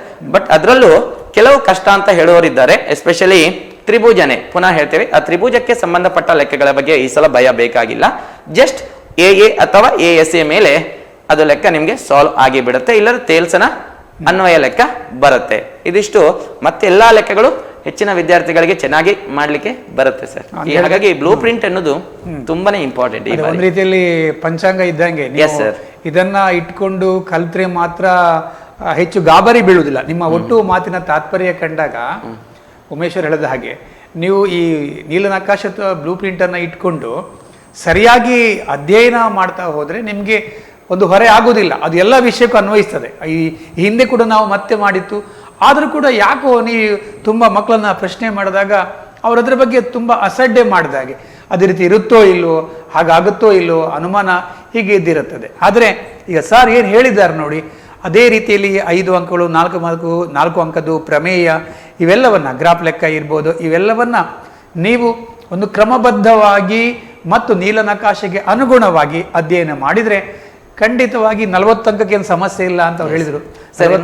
ಪಾಯಿಂಟ್ ಏನು ಅಂತಂದ್ರೆ ಒಂದು ಅರ್ಧ ಗಂಟೆ ಬ್ಲೂ ಪ್ರಿಂಟ್ ಮೇಲೆ ಟೈಮ್ ವೇಸ್ಟ್ ಮಾಡಿದ್ರೆ ತುಂಬಾ ಒಳ್ಳೆ. ಅರ್ಧ ಗಂಟೆ ಅಟ್ಲೀಸ್ಟ್ ಅವ್ರು ಸಾಲ್ವ್ ಮಾಡ್ತಾರೋ ಇಲ್ಲ ಕೆಲವು ಪಾಠದ ಗೊತ್ತಿಲ್ಲ, ಬಟ್ ಅಟ್ಲೀಸ್ಟ್ ಎಲ್ಲರಿಗೂ ಒಂದು ಐಡಿಯಾ ಇರಬೇಕು ಆ ಪಾಠಕ್ಕಿರುವ ವೇಟೇಜ್ ಎಷ್ಟು ಅಂಕದ ಪ್ರಶ್ನೆಗಳು ಅಲ್ಲಿಂದ ಬರ್ತಾ ಇವೆ, ಆ ಪ್ರಶ್ನೆಗಳ ಸ್ವರೂಪ ಹೇಗಿರುತ್ತೆ, ಇಷ್ಟನ್ನು ಮೊದಲು ತಿಳ್ಕೊಂಡ್ಬಿಟ್ರೆ ಅಟ್ಲೀಸ್ಟ್ ನಾವು ಪಾಠ ಕೇಳಿದಾಗ ಈ ತ್ರಿಭುಜ ಎಷ್ಟು ಅಂಕಕ್ಕೆ ಈ ತರ ರೆಡಿಮೇಡ್ ಆಗಿ ಆನ್ಸರ್ ಹೇಳಿಕ್ಕೆ ಅವರು ರೆಡಿ ಇರ್ಬೇಕು ಸರ್. ಈ ತರ ಹಾಗಾಗಿ ಬ್ಲೂ ಪ್ರಿಂಟ್ ಮೇಲೆ ಸ್ವಲ್ಪ ಟೈಮ್ ವೇಸ್ಟ್ ಮಾಡಿ ಒಂದು ಅರ್ಧ ಗಂಟೆ ಆದ್ರೂ ಕಲ್ತ್ಕೊಂಡ್ರೆ ತುಂಬಾ ಒಳ್ಳೇದವ್ರು ಬ್ಲೂ ಪ್ರಿಂಟ್ ಮೇಲೆನೆ.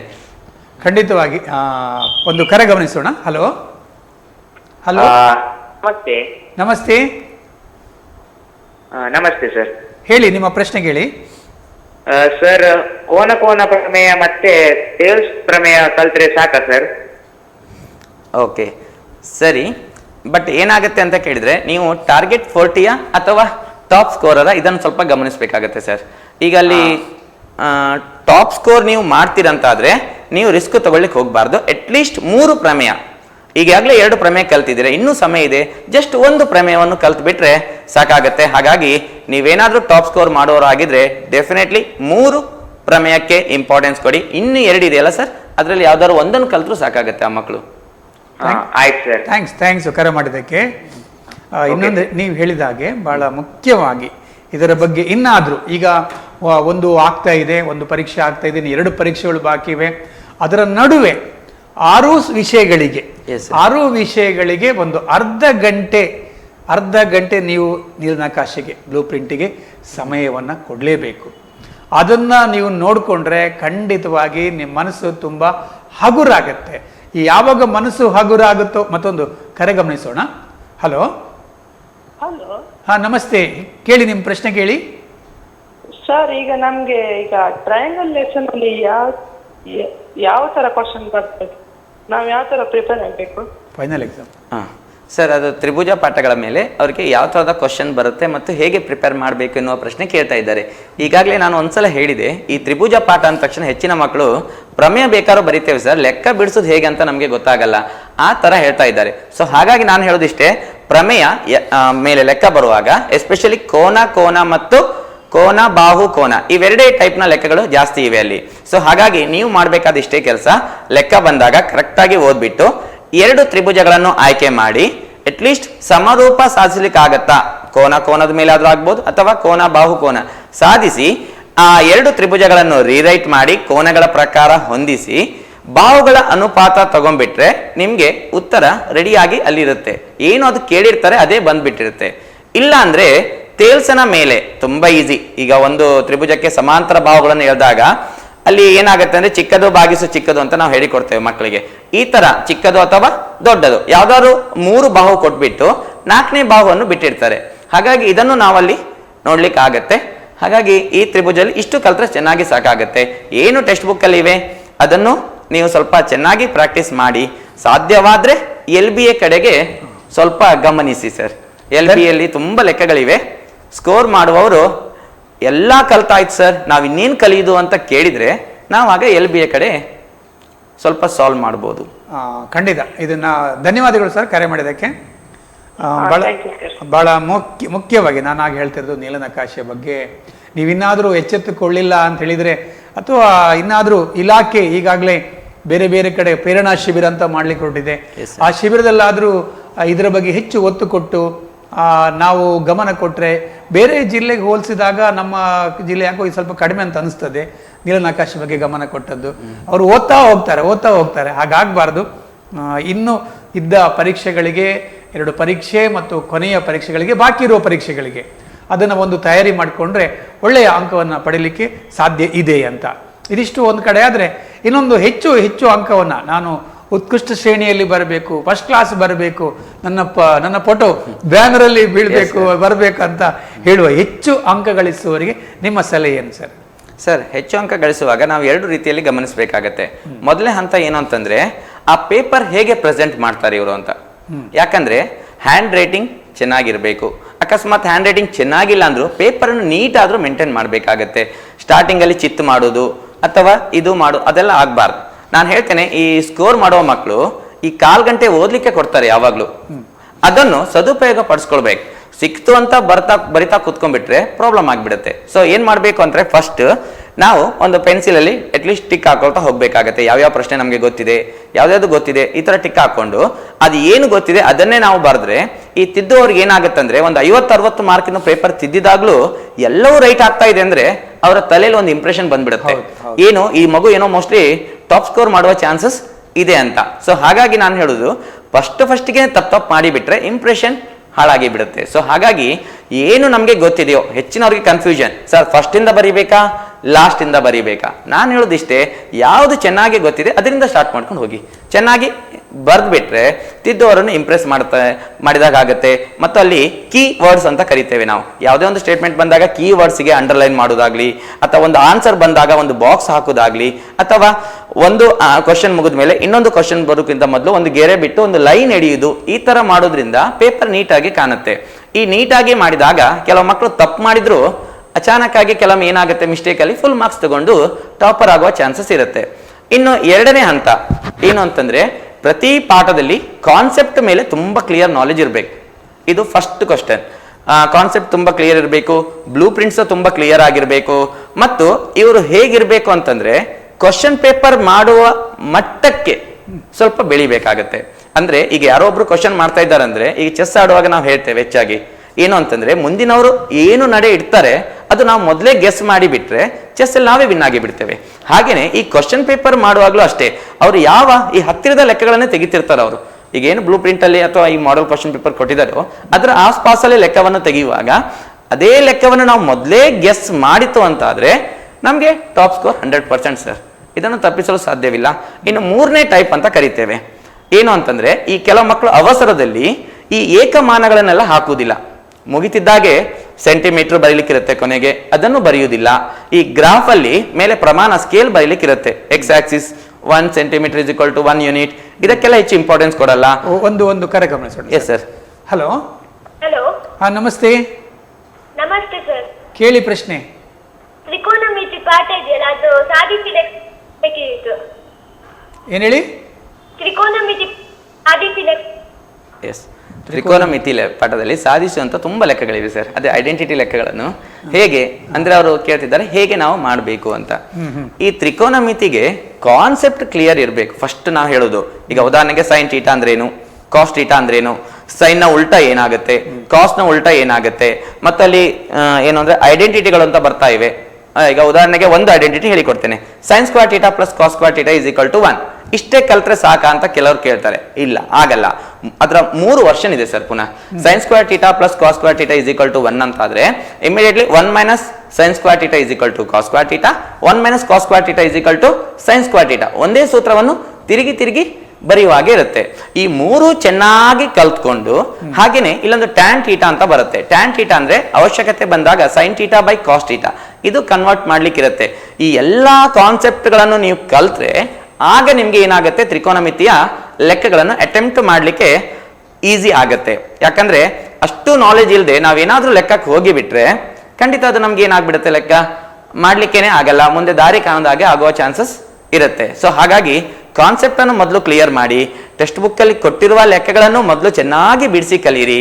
ಆಗ ನಿಮ್ಗೆ ಹೊಸ ಲೆಕ್ಕ ಬಂದ್ರು ನಿಮ್ಗೊಂದು ಧೈರ್ಯ ಇರುತ್ತೆ, ಏನೋ ಒಂದು ದಾರಿ ಕಾಣ್ತಾ ಇರುತ್ತೆ, ಹೀಗೆ ಹೋದ್ರೆ ಆಗತ್ತೆ ಅಂತ ನಿಮ್ಗೆ ಸಾಲ್ವ್ ಮಾಡ್ಲಿಕ್ಕೆ ಚಾನ್ಸಸ್ ಇದೆ ಸರ್. ಧನ್ಯವಾದಗಳು ಕರೆ ಮಾಡಿದ್ದಕ್ಕೆ. Okay, thank you. ಸರ್, ಆಗ ನಾವು ಈ ಹೆಚ್ಚು ಅಂಕ ಗಳಿಸಿರೋ ಬಗ್ಗೆ ನೀವು ಸ್ವಲ್ಪ ಮಾಹಿತಿ ಕೊಡ್ತಾ ಇದ್ದೀವಿ. ಸುಮಾರು ಮಾಹಿತಿ ಕೊಟ್ಟರೆ ಮಧ್ಯದಲ್ಲಿ ಈಗ ಒಂದು ಕರೆ ಬಂತು. ಸರಿ, ಏನಾದ್ರು ಬಾಕಿ ನಾನು ಥರ್ಡ್ ಪಾರ್ಟ್ ಹೇಳ್ತಾ ಇದ್ದೆ. ಹೆಚ್ಚಿನವ್ರ ನೆಗ್ಲಿಜೆನ್ಸ್ ಅಂದ್ರೆ ಈ ಯೂನಿಟ್ಗಳನ್ನು ಬರೆಯೋದ್ರಲ್ಲಿ ಸ್ವಲ್ಪ ನೆಗ್ಲೆಕ್ಟ್ ಮಾಡುವ ಚಾನ್ಸಸ್ ಇರುತ್ತೆ. ಮತ್ತು ಗ್ರಾಫ್ ಇದು ಪ್ರಮಾಣಗಳನ್ನು ಸಹ ಹಾಕುವಾಗ ನೆಗ್ಲೆಕ್ಟ್ ಮಾಡ್ತಾರೆ. ಮತ್ತು ಅವಸರದಲ್ಲಿ ಮೂರ್ಲಿ 6 ಅಂತ ಬರೆಯೋರ ಸಂಖ್ಯೆನೆ ಜಾಸ್ತಿ. ಅವರಲ್ಲಿ 9 ಬರ್ದಿತ್ತು ಅಂತ ಎನ್ಸ್ಕೊಂಡು ಕಾಯ್ತಿರ್ತಾರೆ 100 ಬರುತ್ತೆ ಅಂತ. ಬಟ್ ಏನಾಗ್ಬಿಡುತ್ತಂದ್ರೆ ತಿದ್ದುವಾಗ ಗೊತ್ತಾಗುತ್ತೆ ನಮ್ಗೆ. ಸೊ ಹಾಗಾಗಿ ಅವರೊಂದು ನೋಟ್ ಮಾಡ್ಕೊಳ್ಬೇಕು. ಈ ಫಸ್ಟ್ ಎಕ್ಸಾಮ್ ಅಲ್ಲಿ ನಾನು ಏನೇನು ಮಿಸ್ಟೇಕ್ ಮಾಡಿದ್ದೆ, ಒಂದು ಶಾರ್ಟ್ ನೋಟ್ ಮಾಡಿಕೊಂಡು 2ನೇ ಪ್ರಿಪರೇಟರಿಯಲ್ಲಿ ನಾನು ಏನೇನು ಮಿಸ್ಟೇಕ್ ಮಾಡ್ತಾ ಇದ್ದೇನೆ ಅದನ್ನು ಲಿಸ್ಟ್ ಮಾಡಿದ್ರೆ ಅಟ್ಲೀಸ್ಟ್ ನಾವು ಆ ಮುಂದಿನ ಎಕ್ಸಾಮ್ ಅಲ್ಲಿ ಆ ಮಿಸ್ಟೇಕ್ಗಳ ಬಗ್ಗೆ ನಾವು ಸ್ವಲ್ಪ ಇಂಪಾರ್ಟೆನ್ಸ್ ಕೊಡ್ಬೋದು. ಈಗ 1ನೇ ಪ್ರಿಪರೇಟರಿಯಲ್ಲಿ ಯೂನಿಟ್ ಬರೀಲಿಲ್ಲ, ಒಂದು ಸೈಡಲ್ಲಿ ಬರ್ದಿಟ್ಟೆ, ನಾನು ಎಕ್ಸಾಮ್ ಅಲ್ಲಿ ಯೂನಿಟ್ ಬಗ್ಗೆ ಇಂಪಾರ್ಟೆನ್ಸ್ ಕೊಡ್ಲಿಲ್ಲ, ನೆಕ್ಸ್ಟ್ ಎಕ್ಸಾಮ್ ಅಲ್ಲಿ ಅವ್ನು ಖಂಡಿತ ಅಲ್ಲಿ ಕೊಡ್ತಾನೆ ಸರ್. ಸೊ ಹಾಗಾಗಿ ನಾವು ಅಟ್ಲೀಸ್ಟ್ ನಮ್ಮ ನೆಗೆಟಿವ್ ಪಾಯಿಂಟ್ಸ್ ಅಂತ ಕರಿತೇವೆ, ಏನೇನು ಮಿಸ್ಟೇಕ್ ಮಾಡ್ತೇವೆ ಅದು ನಮಗೆ ಮರ್ತೋಗುತ್ತೆ. ಸೊ ಅದನ್ನು ಒಂದು ಕಡೆ ಬರೆದಿಟ್ಕೊಂಡ್ರೆ, ಈ ಫಸ್ಟ್ ಪ್ರಿಪರೇಟರಲ್ಲಿ ಏನು ತಪ್ಪಾಗಿದೆ ಅದನ್ನು ಬರೆದಿಟ್ಕೊಂಡ್ರೆ ಮುಂದಿನ ಎಕ್ಸಾಮಲ್ಲಿ ನಾವು ಅದನ್ನು ಓವರ್ಕಮ್ ಮಾಡಲಿಕ್ಕೆ ಚಾನ್ಸಸ್ ಇದೆ. ಈ 3 ಹಂತಗಳಲ್ಲಿ ನಾವು ನೋಡಬೇಕಾಗತ್ತೆ. ಖಾಲಿ ಕಾನ್ಸೆಪ್ಟ್ ಕ್ಲಿಯರ್ ಇದ್ದವರು ಒಟ್ರಾಶಿ ಹ್ಯಾಂಡ್ ರೈಟಿಂಗ್ ಅಲ್ಲಿ ಬರೆದು ಬಿಟ್ರೆ, ನೀಟ್ ಮಾಡದಿದ್ರೆ ಸೊ ಅಲ್ಲಿ ಸಹ ಮಾರ್ಕನ್ನು ಲೂಸ್ ಮಾಡುವ ಚಾನ್ಸಸ್ ಇರುತ್ತೆ ಸರ್. ಖಂಡಿತ ನೀವು ಹೇಳೋದು ಬಹಳ ಮುಖ್ಯವಾಗಿದ್ದು, ಎಲ್ಲರೂ ಗಮನಿಸ್ಕೊಳ್ಬೇಕು, ಮತ್ತೆ ಗಮನಿಸ್ಕೊಳ್ಬೇಕಂತ ಹೇಳ್ತೀನಿ. ಉಮೇಶ್ ಸರ್ ಹೇಳಿದ ಹಾಗೆ ಈ ಮೊದಲ ಪರೀಕ್ಷೆಯಲ್ಲಿ ನಾನು ಏನು ತಪ್ಪು ಮಾಡಿದೆ ಅಂತೇಳಿ ಅದರ ಒಂದು ಪಟ್ಟಿ, ಆ ತಪ್ಪುಗಳು ಪುನರಾವೃತ್ತಿ ಆಗದೆ 2ನೇ ಪರೀಕ್ಷೆಯಲ್ಲಿ ಅದರ ಒಂದು ಉನ್ನತೀಕರಣ ಏನಾಗಿದೆ ಅಂತೇಳಿ, 3ನೇದರಲ್ಲಿ ಇದೆಲ್ಲವನ್ನು ಬೆಳೆದುಕೊಂಡು ಮತ್ತಷ್ಟು ಬೆಳವಣಿಗೆ ಆಗಿರುವಂಥದ್ದು. ಇನ್ನು ಅವಕಾಶ ಇಲ್ಲಿನ ಕೊನೆಯ ಪರೀಕ್ಷೆ ಮಾತ್ರ. ಆ ಕೊನೆಯ ಪರೀಕ್ಷೆಯಲ್ಲಿ ಇದು ಯಾವ ತಪ್ಪುಗಳು ಮರುಕಳಿಸದ ಹಾಗೆ ಒಂದು ತಯಾರಿಯನ್ನು ಮಾಡಿಕೊಂಡ್ರೆ ಗಣಿತದಲ್ಲಿ ಒಳ್ಳೆಯ ಅಂಕವನ್ನು ಪಡಿಲಿಕ್ಕೆ ಸಾಧ್ಯ ಇದೆ. ಇನ್ನೊಂದು, ಈ ಗಣಿತ ಬಂದ್ಕೊಳ್ಳಿ ಇದಕ್ಕೆ ಸ್ಟೆಪ್ ಇದೆ ಹೇಳ್ತಾರೆ, ಹಂತಕ್ಕೆ ಮಾರ್ಕ್ ಕೊಡ್ತಾರೆ. ಈ ಹಂತಗಳಿಗೆ ಉತ್ತರ ಬರೆಯುವುದು ಹೇಗೆ ಅಂತೇಳಿ, ಒಟ್ಟಾರೆ ಬರಲಿಕ್ಕೂ ಅಥವಾ ಏನಾದ್ರು ಹಂತವಾಗಿ ಯಾವ ಎಚ್ಚರಿಕೆಯನ್ನು ವಹಿಸ್ಕೊಳ್ಬೇಕಾಗತ್ತೆ ಅಂತ. ಎಸ್ ಸರ್, ಈಗಾಗಲೇ ಇಲಾಖೆಯವರು ವೆಬ್ಸೈಟ್ KSEEB ಇದರಲ್ಲಿ ಸ್ಟೂಡೆಂಟ್ ಕಾರ್ನರ್ ಅಂತ ಒಂದು ಸ್ಟೂಡೆಂಟ್ಗೋಸ್ಕರನೇ ಬಿಟ್ಟಿದ್ದಾರೆ ಸರ್. KSEEB ಅದರಲ್ಲಿ ಸ್ಟೂಡೆಂಟ್ ಕಾರ್ನರ್ ಅಂತ ಹೋದ್ರೆ ಅದರಲ್ಲಿ ಟೈಮ್ ಟೇಬಲ್ಸ್, ಅದರಲ್ಲಿ ಮಾಡೆಲ್ ಕ್ವಶನ್ ಪೇಪರ್, ಅದರಲ್ಲಿ ಆನ್ಸರ್ಸ್, ಆ ಆನ್ಸರ್ಗೆ ಸ್ಟೆಪ್ಗೆ ಹೇಗೆ ಮಾರ್ಕ್ ಕೊಡ್ತೇವೆ ಅದನ್ನು ತೋರಿಸಿದ್ದಾರೆ. ಅದರ ಜೊತೆಗೆ ಈ ಸ್ಕೋರ್ ಮಾಡುವ ವಿದ್ಯಾರ್ಥಿಗಳಿಗೆ ಹಿಂದಿನ ವರ್ಷ ಯಾರೆಲ್ಲ 100 ಮಾರ್ಕ್ ತಗೊಂಡಿದ್ದಾರೆ ಆ ಪೇಪರ್ಗಳನ್ನು ಸಹ ಅಲ್ಲಿ, ಟಾಪ್ ಸ್ಕೋರ್ ಮಾಡಿದ ಪೇಪರ್ಗಳನ್ನು ಸಹ ಅಲ್ಲಿ ಇಟ್ಟಿದ್ದಾರೆ. ಇಲಾಖೆ ಆಶೆ ಏನು ಅಂತಂದ್ರೆ ಇದನ್ನಾದ್ರೂ ನೋಡಿ ಸ್ಕೋರ್ ಉತ್ತಮ ಬರಲಿ ಅಂತ. ಸೊ ಹಾಗಾಗಿ ಎಲ್ಲರೂ ಆ ಸ್ಟೂಡೆಂಟ್ ಕಾರ್ನರ್ಗೆ ವಿಸಿಟ್ ಆಗಿಬಿಟ್ಟು ಅಟ್ಲೀಸ್ಟ್ ನಮಗೆ ಹಂತಗಳಿಗೆ, ಯಾವ್ಯಾವ ಹಂತಗಳಿಗೆ ಹೇಗೆ ಮಾರ್ಕ್ ಕೊಡ್ತಾರೆ ಇದನ್ನು ಮೊದಲು ನಾವು ತಿಳ್ಕೊಂಡ್ಬಿಟ್ರೆ ತುಂಬಾ ಈಸಿ ಆಗುತ್ತೆ ಸರ್. ಅವ್ರಿಗೆ ನಾವು ಹೇಳೋದಕ್ಕಿಂತಲೂ ಅವರೇ ಸ್ವತಃ ಈಗ ಒಂದು ಲೆಕ್ಕ ಅಲ್ಲಿ ತೋರಿಸ್ತಾರೆ. ಅವರು ಫಾರ್ಮುಲಾ ಬರೆದ್ರೆ ಅರ್ಧ ಮಾರ್ಕ್, ಸಬ್ಸ್ಟಿಟ್ಯೂಷನ್ ಮಾಡಿದ್ರೆ ಅರ್ಧ ಮಾರ್ಕ್, ಅಕಸ್ಮಾತ್ ಸ್ವಲ್ಪ ಸುಲಭೀಕರಿಸಿದ್ರೆ ಒಂದು ಅರ್ಧ ಮಾರ್ಕ್, ಉತ್ತರ ಬಂದ್ರೆ ಒಂದು ಅರ್ಧ ಮಾರ್ಕ್, ಅಕಸ್ಮಾತ್ ಉತ್ತರ ತಪ್ಪಾದ್ರೆ ಅವರು ಹಿಂದಿನ 3 ಸ್ಟೆಪ್ಪಿಗೂ ಮಾರ್ಕ್ ಕೊಟ್ಟಿರ್ತಾರೆ. ಅರ್ಧ 1.5 ಮಾರ್ಕ್ ಖಂಡಿತ ಕೊಟ್ಟಿರ್ತಾರೆ.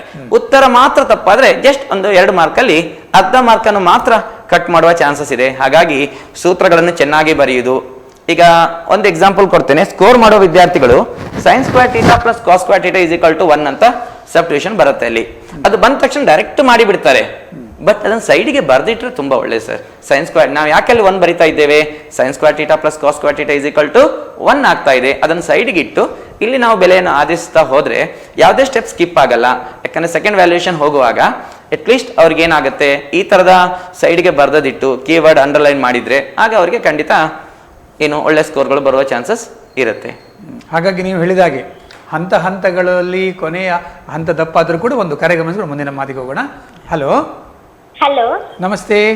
ನಮಸ್ತೆ ಸರ್. ಕೇಳಿ ಪ್ರಶ್ನೆಯನ್ನ. ತ್ರಿಕೋನಮಿತಿ ಪಾಠದ್ದು. ಎಸ್ ಹೇಳಿ. ಈಗ ತ್ರಿಕೋನಮಿತಿ ಪಾಠದಲ್ಲಿ ಕೆಲವು ಅನ್ವಯ ಕ್ವಶನ್ಗಳು ಬರ್ತದಲ್ವಾ? ಎಸ್. ಅದು ನಮ್ಗೆ ಅಂತ ಕಠಿಣ ತರ ಅನ್ಸುತ್ತೆ. ಅದೇ ಈ ಘಟಕದಲ್ಲಿ ಬೇರೆ ಬೇರೆ ತರದ ಪ್ರಶ್ನೆ ಅಂದ್ರೆ ಪರೀಕ್ಷೆಗೆ ಬಂದ್ರೆ ನಾವು ಹೇಗೆ ಅದನ್ನು ತಯಾರಿ ಮಾಡ್ಬೋದು ಪರೀಕ್ಷೆಗೆ?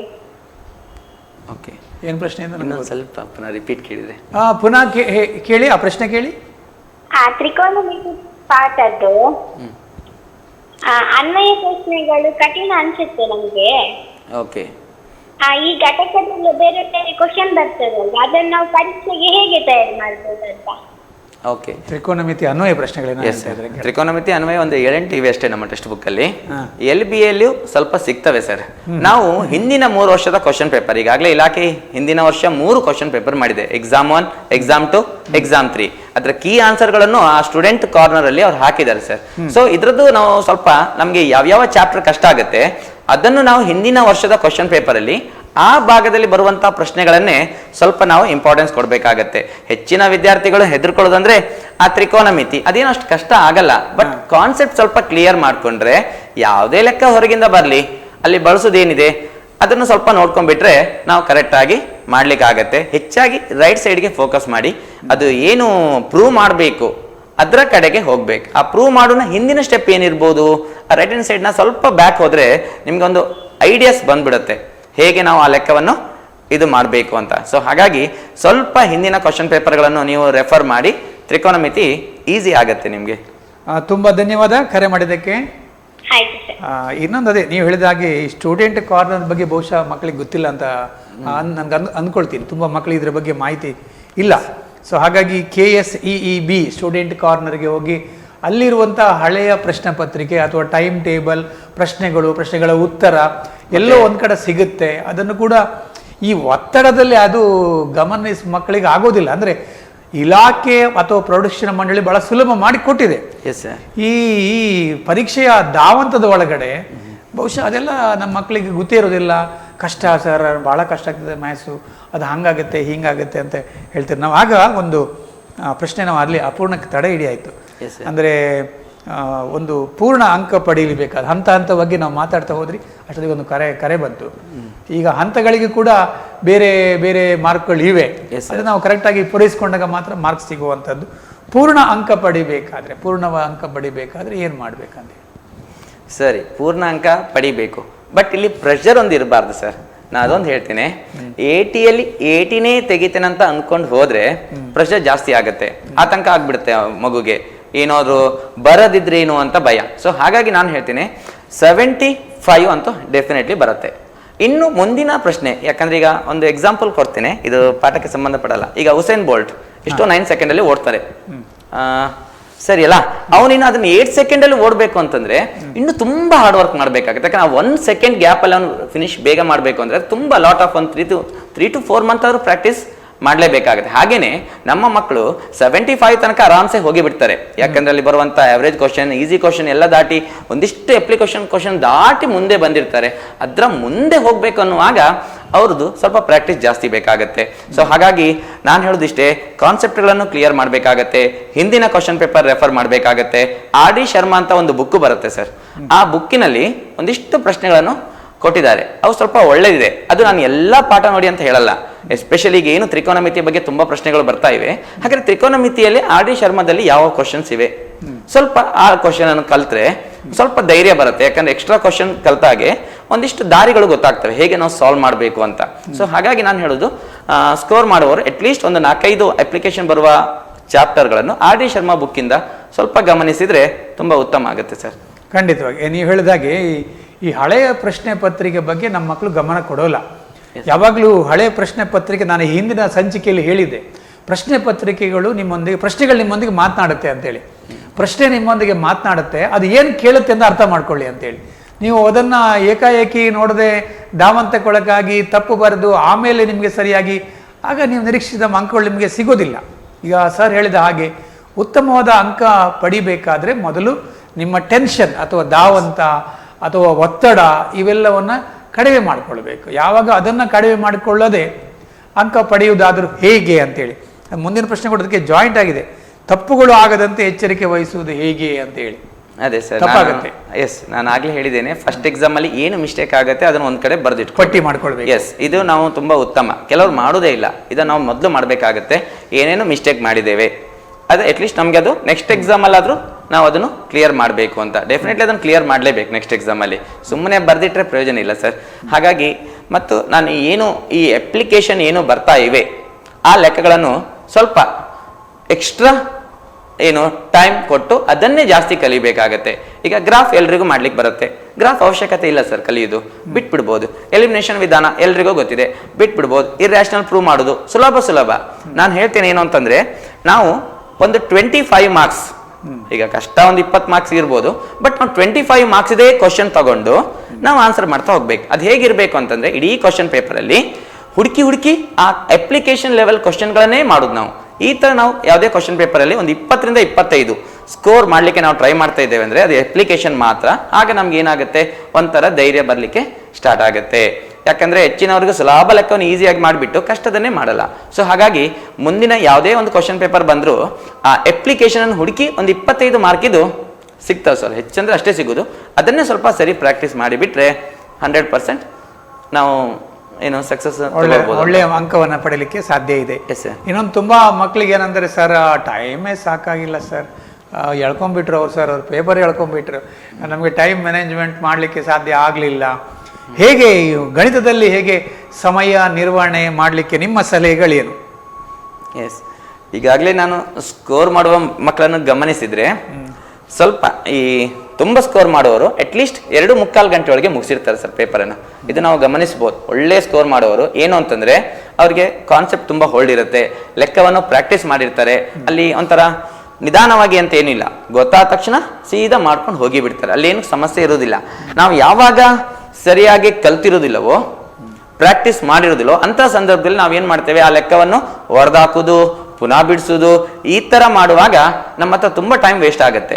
ಸೊ ಹಾಗಾಗಿ ಅಂತ ಚಾನ್ಸ್ ನಾವು ಕೊಡದೆ ಕರೆಕ್ಟ್ ಏನು ಸ್ಕೋರ್ ಮಾಡ್ತಾರೆ ಕೆಲವು ಮಕ್ಕಳು, ಅವರು ಕರೆಕ್ಟಾಗಿ ಲೆಕ್ಕಗಳನ್ನು ಕಲ್ತಿಟ್ಕೊಂಡ್ರೆ ನಾವು ಮಾಡ್ಬೋದು. ಈಗ ಅಲ್ಲಿ 1 ಅಂಕದ ಪ್ರಶ್ನೆಗಳು ಒಂದು 16 ಬರ್ತಾ ಇವೆ, ಅದಕ್ಕೆ ಅಟ್ಲೀಸ್ಟ್ ಒಂದು 16 ನಿಮಿಷ ಸಾಕಾಗುತ್ತೆ. ಕೆಲವು ಕ್ವಶನ್ ನೋಡಿದ ತಕ್ಷಣನೇ ಉತ್ತರ ಗೊತ್ತಾಗ್ಬಿಡುತ್ತೆ. ಹಾಗಾಗಿ ಒಂದು 15 ರಿಂದ 16 ನಿಮಿಷದೊಳಗೆ ನಾವು ಅದನ್ನು ಕವರ್ ಮಾಡಿರ್ಬೇಕು. ಹಾಗೇನೆ 2 ಅಂಕದ ಪ್ರಶ್ನೆ ಒಂದು ಅರ್ಧ ಗಂಟೆ, ಅಟ್ಲೀಸ್ಟ್ ಒಂದು ಅರ್ಧ ಇಂದ 3/4 ಗಂಟೆ ಒಳಗೆ ಮುಗ್ದಿರ್ಬೇಕು. ಆ ತರ ಅಂದ್ರೆ ಕೆಲವು ಲೆಕ್ಕ ಬೇಗ ಮುಗಿತವೆ. ಈಗ ಉದಾಹರಣೆಗೆ ತ್ರಿಕೋನಮಿತಿಯಲ್ಲಿ ಒಂದು ಚಿಕ್ಕ ಲೆಕ್ಕ 3 ಸೈಡ್ ಕೊಟ್ಬಿಟ್ಟು ಟ್ಯಾನ್ ಥೀಟಾ ಸೈನ್ ಥೀಟಾ ಕೇಳಿರ್ತಾರೆ ಸರ್, ಅದಕ್ಕೆ ಹೆಚ್ಚು ಟೈಮ್ ಅವಶ್ಯಕತೆನೇ ಇರುವುದಿಲ್ಲ. ಹಾಗಾಗಿ ಆ ಟೈಮ್ ಅನ್ನು ಬೇರೆದಕ್ಕೆ ನಾವು ಯೂಸ್ ಮಾಡ್ಲಿಕ್ಕೆ ಆಗುತ್ತೆ. ಇನ್ನು 3 ಅಂಕದ ಪ್ರಶ್ನೆಗಳು ಹೇಳ್ಬೋದು, 1 ಅವರ್ ಮ್ಯಾಕ್ಸಿಮಮ್ 1 ಅವರ್ ತಗೊಂಡ್ರು ಸಾಕಾಗುತ್ತೆ. ಇನ್ನು 4 ಅಂಕದ ಪ್ರಶ್ನೆಗಳಲ್ಲಿ ಗ್ರಾಫಿಗೆಲ್ಲ ಏನು ಬೇಕಾಗಿಲ್ಲ, ಒಂದು 5 ರಿಂದ 6 ನಿಮಿಷ ಸಾಲ್ವ್ ಮಾಡಿಬಿಡ್ತಾರೆ. ಪ್ರಮೇಯ ಕಲ್ತದ್ದೇ ಇರುವುದು, ಡೆಫಿನೆಟ್ಲಿ ಒಂದು 6-7 ನಿಮಿಷದಲ್ಲಿ ಬರೀತಾರೆ. ಸೊ ಹಾಗಾಗಿ ಸ್ವಲ್ಪ 5 ಮಾರ್ಕಿನ ಲೆಕ್ಕಕ್ಕೆ ಸ್ವಲ್ಪ ಟೈಮ್ ವೇಸ್ಟ್ ಆಗ್ಬೋದು. ಅಟ್ಲೀಸ್ಟ್ ನಾನು ಹೇಳೋದಾದ್ರೆ 2.25 ಗಂಟೆ ಒಳಗೆ ಪೇಪರ್ ಮುಗಿಬೇಕು. ಇನ್ನು ಮುಂದಿನ 1/4 ಗಂಟೆ ಏನಿರುತ್ತೆ ಅದು ನಮಗೆ ಜಸ್ಟ್ ರಿಕಾಲ್, ಅಂದ್ರೆ ಏನೇನು ನಾವು ತಪ್ಪು ಮಾಡಿದ್ದೇವೆ ಇದನ್ನು ಹುಡುಕಿ, ಎಸ್ಪೆಷಲಿ ಕ್ವಶನ್ ನಂಬರ್ ಹಾಕಿದೇವಾ ಇಲ್ವಾ, ಯೂನಿಟ್ ಹಾಕಿದೇವಾ, ಪ್ರಮಾಣಗಳನ್ನು ಬರೆದಿದ್ದೇವಾ, ಏನಾದರೂ ತಪ್ಪು ಮಾಡಿದ್ದೇವಾ ಕೂಡಿಸುವಾಗ ಕಳೆಯುವಾಗ, ಈ ತರ ಕ್ರಾಸ್ ಚೆಕ್ ಮಾಡ್ಲಿಕ್ಕೆ ನಮ್ಮ ಟೈಮ್ ಬೇಕೇ ಬೇಕು. ಇಲ್ಲಾದ್ರೆ ನಮ್ಮ ತಪ್ಪುಗಳು ನಮ್ಗೇನೆ ಗೊತ್ತಾಗುದಿಲ್ಲ. ಅಂದ್ರೆ ಒಂದು ಸಮಯ ಮ್ಯಾನೇಜ್ಮೆಂಟ್, ಅದು ಸಮಯವನ್ನ ನೀವು ಹೇಳಿದ ಹಾಗೆ ಒಂದು ಶೆಡ್ಯೂಲ್ಡ್ ಅನ್ನ ಮಾಡಿಕೊಂಡು ಇಂಥ ಪ್ರಶ್ನೆಗಳಿಗೆ ನಾವು ಇಷ್ಟು ಸಮಯವನ್ನ ಕೊಡ್ತೀವಿ ಅಂತೇಳಿ, ಇದು ಬ್ರಿಲಿಯಂಟಿಗೆಲ್ಲ ಆಗುತ್ತೆ. ಪಾಪ ಈ ಸಾಧಾರಣ ಮಕ್ಕಳಿಗೆ ಕಷ್ಟ ಆಗ್ಬೋದು, ಆದ್ರೂ ಒಂದು ಗಮನ ಇದ್ರೆ ಒಳ್ಳೇದು. ಸರ್, ಇನ್ನೊಂದು ನಾನು ಹೇಳ್ತೀನಿ. ಈಗಾಗಲೇ 4 ಮಾಡೆಲ್ ಕ್ವಶನ್ ಪೇಪರ್ ಕೊಟ್ಟಿದ್ದಾರೆ. 1ನೇ ಮಾಡೆಲ್ ಕ್ವಶನ್ ಪೇಪರ್ ಅನ್ನು ಬರೆಯುದು, 4 ಮಾಡೆಲ್ ಬಂದಿದೆ, 4 ಮಾಡೆಲ್ 1ನೇದು ಬರೆಯುದು ಸರ್. ಅವ್ರಾಗ ಟೈಮ್ ನೋಟ್ ಮಾಡ್ಕೊಳ್ತಾರೆ, ಅರ್ಥ ಆಯ್ತು. ಆಗ ಟೈಮ್ ಅಲ್ಲಿ ನೋಡ್ತಾರೆ ಅವ್ರು 3/4 ಗಂಟೆ ಹೋಗಿರುತ್ತೆ, ಪುನಃ ಬರೆಯುದು. ಆಗ ಟೈಮ್ 3 ಗಂಟೆ ಬರುತ್ತೆ, ಪುನಃ ಬರೆಯುದು, 2.25 ಗಂಟೆ ತರ್ತಾರೆ. ಆಮೇಲೆ ಸೆಕೆಂಡ್ ಕ್ವಶನ್ ಪೇಪರ್ ಅನ್ನು ಹಾಗೆ ಅಟೆಂಪ್ಟ್ ಮಾಡಿ ಸ್ವಲ್ಪ ಈ ತರ ನಾವು ಅದನ್ನು ಬರೆದು ಪ್ರಾಕ್ಟೀಸ್ ಮಾಡಿದ್ರೆ ಅದೇ ಲೆಕ್ಕಗಳು ನೆಕ್ಸ್ಟ್ ಕ್ವಶನ್ ಪೇಪರ್ ಇರೋದ್ರಿಂದ ಸ್ಪೀಡ್ ಹೋಗ್ತೇವೆ ಸರ್ ನಾವು ಖಂಡಿತ ಆ ಭಾಗದಲ್ಲಿ. ಸೊ ಹಾಗಾಗಿ ಅಟ್ಲೀಸ್ಟ್ ಅಲ್ಲಿ ಒಂದು ಕ್ವಶನ್ ಪೇಪರ್ ಕಲ್ತು ಬಿಟ್ರೆ ರಿಪೀಟೇಷನ್ ಜಾಸ್ತಿ ಇರುವುದು. ಹೌದು. ಹಾಗಾಗಿ ನಾವು ನೆಕ್ಸ್ಟ್ ಕ್ವಶನ್ ಪೇಪರ್ಗೆ ಹೆಚ್ಚು ಟೈಮ್ ತಗೊಳ್ಳೋದಿಲ್ಲ. ಸೊ ಹಾಗಾಗಿ ನಾಳೆ ಆನ್ಯುವಲ್ ಎಕ್ಸಾಮ್ ಅಲ್ಲಂತೂ ಲೆಸ್ ಟೈಮ್ ತಗೊಳ್ಳೋ ಚಾನ್ಸಸ್ ಜಾಸ್ತಿ ಇರುತ್ತೆ, ನಾವು ಬರೆದು ಕಲ್ತ್ರೆ. ಒಳ್ಳೆ ಅದೇ ಬರೆದು ಅದೇ ಈಗ ಈ ಹಿಂದೆ ನೀವು ಹೇಳಿದ ಹಾಗೆ ಎಷ್ಟೋ ವಿದ್ಯಾರ್ಥಿಗಳು ಈಗ 4 ಪ್ರಶ್ನೆಯನ್ನು ಬಿಡಿಸಿಲ್ಲ, 1ರಲ್ಲಿ 2ರಲ್ಲಿ ಅವರು ಅದು ಬರ್ತದ ಅದೇ ಬರ್ತದ ಇದೇ ಬರ್ತದ ಅಂತ ಹೇಳಿ ಹಾಗೆ ಇಟ್ಕೊಂಡ್ಬಿಟ್ಟಿದ್ದಾರೆ. ಬಟ್ ಸರ್ ಹೇಳಿದ ಹಾಗೆ ಖಂಡಿತವಾಗಿ ನೀವು ಮೊದಲ ಪ್ರಶ್ನೆಯನ್ನ ಮಂಡಳಿ ಈಗ 4 ಪ್ರಶ್ನೆಯನ್ನ ಬಿಟ್ಟಿದೆ, ಈಗ ಮತ್ತೊಂದು ಸೇರಿ 5 ಆಯ್ತು, ಈಗ 5 ಆಯ್ತು. ಸೊ ಈ ಪ್ರಶ್ನೆಗಳಿಗೆ ನೀವು ಮೊದಲೇ ಒಂದು ತಯಾರಿ, ಈಗ ಬಿಡಿ ಆದದ್ದೆಲ್ಲ ಆಯ್ತು, ಅದರ ಬಗ್ಗೆ ಯೋಚನೆ ಮಾಡೋದು ಬೇಡ. ಒಂದು ಪರೀಕ್ಷೆ ನಡೀತಾ ಇದೆ, ಇನ್ನೊಂದು ಪರೀಕ್ಷೆಗೆ 27ಕ್ಕೂ ಆರಂಭಗಳು ಆದ್ರಿಂದಾಗಿ ಅದಕ್ಕೆ ನಾವು ಯಾವ ರೀತಿಯಲ್ಲಿ ತಯಾರಿ ಮಾಡಿಕೊಳ್ಬೇಕು. ಈಗ ಸರ್ ಹೇಳಿದ ಒಂದು ಒಳ್ಳೆ ಅದ್ಭುತವಾದಂಥ ಕ್ರಮ, ಅದು ನನಗೆ ಪುನಃ ಒತ್ತು ಕೊಡ್ತಾ ಇದ್ದೇನೆ. ನೀವು ಸಮಯ ಸಾಕಾಗೋದಿಲ್ಲ ಅನ್ನುವವರು ಆ ಒಂದನೇ ಪ್ರಶ್ನೆ ಮಂಡಳಿ ಕೊಟ್ಟಂಥ ಒಂದನೇ ಪ್ರಶ್ನೆ, ಎರಡನೇ ಪ್ರಶ್ನೆ ಪತ್ರಿಕೆ, ಮೂರನೇ ಪ್ರಶ್ನೆ ಪತ್ರಿಕೆ ಮತ್ತು 4 ಪ್ರಶ್ನೆ ಪತ್ರಿಕೆಯನ್ನು ನೀವು ಬಿಡಿಸ್ತಾ ಹೋದಾಗ ಅಲ್ಲಿ ಸಮಯ ಹೇಗೆ ಸೇವ್ ಆಗ್ತದೆ ಅಂದರೆ ಅಭ್ಯಾಸ ಬಲವನ್ನು ರೂಢಿಸಿಕೊಳ್ತಾ ಹೋದಾಗೆ. ಗಣಿತಕ್ಕೆ ಬಹಳ ಮುಖ್ಯವಾಗಿ ಬೇಕಾಗಿರುವುದು ಅಭ್ಯಾಸವನ್ನೇ ಅಭ್ಯಾಸ ಮಾಡಿಕೊಂಡ್ರೆ ಅಲ್ಲಿ ಒಳ್ಳೆಯ ಅಂಕವನ್ನು ಪಡಿಲಿಕ್ಕೆ ಸಾಧ್ಯ ಇದೆ. ಇನ್ನೊಂದು ಈ ಕೊನೆ ಅಂದರೆ ಹೇಳಿದ್ರೆ ಈ ಅತ್ಯಂತ ಡಲ್ ಇರ್ತಾರಲ್ಲ, ನಾವು ಅತಿ ದೊಡ್ಡ ವಿದ್ಯಾರ್ಥಿಗಳನ್ನ ಅಂತ ಕರಿತೇವೆ. ಹೌದು ಅಂತ ವಿದ್ಯಾರ್ಥಿಗಳು ಇರೋದಿಲ್ಲ. ನಾವು ಇದೊಂದು ಅಂಕದ ಮೇಲೆ ಅವರು ವಿಭಾಗ ಮಾಡೋದು ಬಿಟ್ರೆ ಒಟ್ಟು ಒಂದು IQ ಇಂಟೆಲಿಜೆಂಟ್ ಕೋಸೆಂಟ್ ಮೇಲೆ, ಎಮೋಷನಲ್ ಕೋಸೆಂಟ್ ಮೇಲೆ ಹೀಗೆಲ್ಲ ಒಂದು ವಿಭಾಗ ಮಾಡಿದ್ ಬಿಟ್ರೆ ಎಲ್ಲರೂ ಕೂಡ ಬುದ್ಧಿವಂತರೇ. ಬಟ್ ಎಲ್ಲೋ ಒಂದು ಕಡೆಯಲ್ಲಿ ಈಗ ಮರ ಹತ್ತುವ ಸ್ಪರ್ಧೆ ಬಂದಾಗ ಮಂಗನಿಗೆ ಫಸ್ಟ್ ಪ್ಲೇಸ್ ಬರ್ತದೆ, ಆದರೆ ಕಾಡಿನ ರಾಜ ಅಂತ ಕರೆಸಿಕೊಂಡಂಥ ಪ್ರಾಣಿಗೆ, ಹುಲಿ ಆಗಲಿ ಸಿಂಹಕ್ಕಾಗಲಿ ಬಹುಮಾನ ಪಡೆಯೋಕ್ಕಾಗಲ್ಲ. ಆದರೂ ಕೂಡ ಕನಿಷ್ಠವಾಗಿ ನಾನು ಪಾಸ್ ಆಗಬೇಕಾದ್ರೆ ಯಾವೆಲ್ಲ ಪಾಠವನ್ನು ಹೆಚ್ಚು ಒತ್ತನ್ನು, ಆದ್ಯತೆಯನ್ನು, ಪ್ರಿಯಾರಿಟಿಯನ್ನು ಕೊಡಬೇಕಾಗತ್ತೆ ಸರ್, ಹೇಳಿ. ಎಸ್ ಸರ್, ಈಗ ಅಲ್ಲಿ ಟಾರ್ಗೆಟ್ 40 ಅಂತ ಕರಿತೇವೆ. ಹೌದು. ಈಗ ಪಾಸಿಂಗ್ 28 ಮಾರ್ಕ್ಸ್ ಇದ್ರು ನಾವು ಟಾರ್ಗೆಟ್ ಸ್ವಲ್ಪ 40ಗೆ ಮಾಡಬೇಕಾಗತ್ತೆ. ಸರಿ, ಅಲ್ಲಿ ಈಗ 2 ಅಂಕದ ಪ್ರಶ್ನೆಗಳು, 8 ಪ್ರಶ್ನೆಗಳು ಬರ್ತಾ ಇವೆ. ಅಟ್ಲೀಸ್ಟ್ ಒಂದು 6ಕ್ಕೆ ಉತ್ತರಿಸಬೇಕು. ಅದರಲ್ಲಿ 6 ಪ್ರಶ್ನೆಗಳು ಯಾವುದೆಲ್ಲ ಅಂತ ಚೆನ್ನಾಗಿ ಗೊತ್ತಿದೆ. ಒಂದು ವರ್ಜಿಸುವ ವಿಧಾನ, ಎಲಿಮಿನೇಷನ್ ಲೆಕ್ಕ ಅಂತ 100% ಬರ್ತಾ ಇದೆ ಸರ್, ಇವತ್ತು ಬಂದಿದೆ. ಹಾಗೆ AN ಅಥವಾ SN, ಇದು ನಮ್ಮ ಸಮಾಂತರ ಶ್ರೇಣಿಯಲ್ಲಿ ಪದಗಳನ್ನಾದ್ರೂ ಕಂಡುಹಿಡಿಬಹುದು ಅಥವಾ ಮೊತ್ತವನ್ನಾದ್ರೂ ಕಂಡುಹಿಡಿಬಹುದು. ಇವೆರಡರಲ್ಲಿ ಯಾವ್ದಾದ್ರು ಒಂದು ಲೆಕ್ಕ 2 ಮಾರ್ಕ್ಸ್ಗೆ ಹೆಚ್ಚಾಗಿ ಬರುತ್ತೆ. ಯಾಕಂದ್ರೆ ನಾಲೆಜ್ ಅಂಡರ್ ಬಂದ್ಬಿಡುತ್ತೆ, ಅದು ಕೊಡ್ಲೇಬೇಕಾಗುತ್ತೆ ಆ ಲೆಕ್ಕಗಳನ್ನು. ಅದಾದ್ಮೇಲೆ ನೆಕ್ಸ್ಟ್ ಈ ಡೆಲ್ಟಾ ಅಂತ ಒಂದು ಲೆಕ್ಕ ಬರುತ್ತೆ. ಈ ಸ್ವಭಾವ ತಿಳಿಸಿ, ವರ್ಗ ಸಮೀಕರಣದ ಸ್ವಭಾವ ತಿಳಿಸಿ ಅಂತ ಒಂದು ಲೆಕ್ಕ ಇದೆ.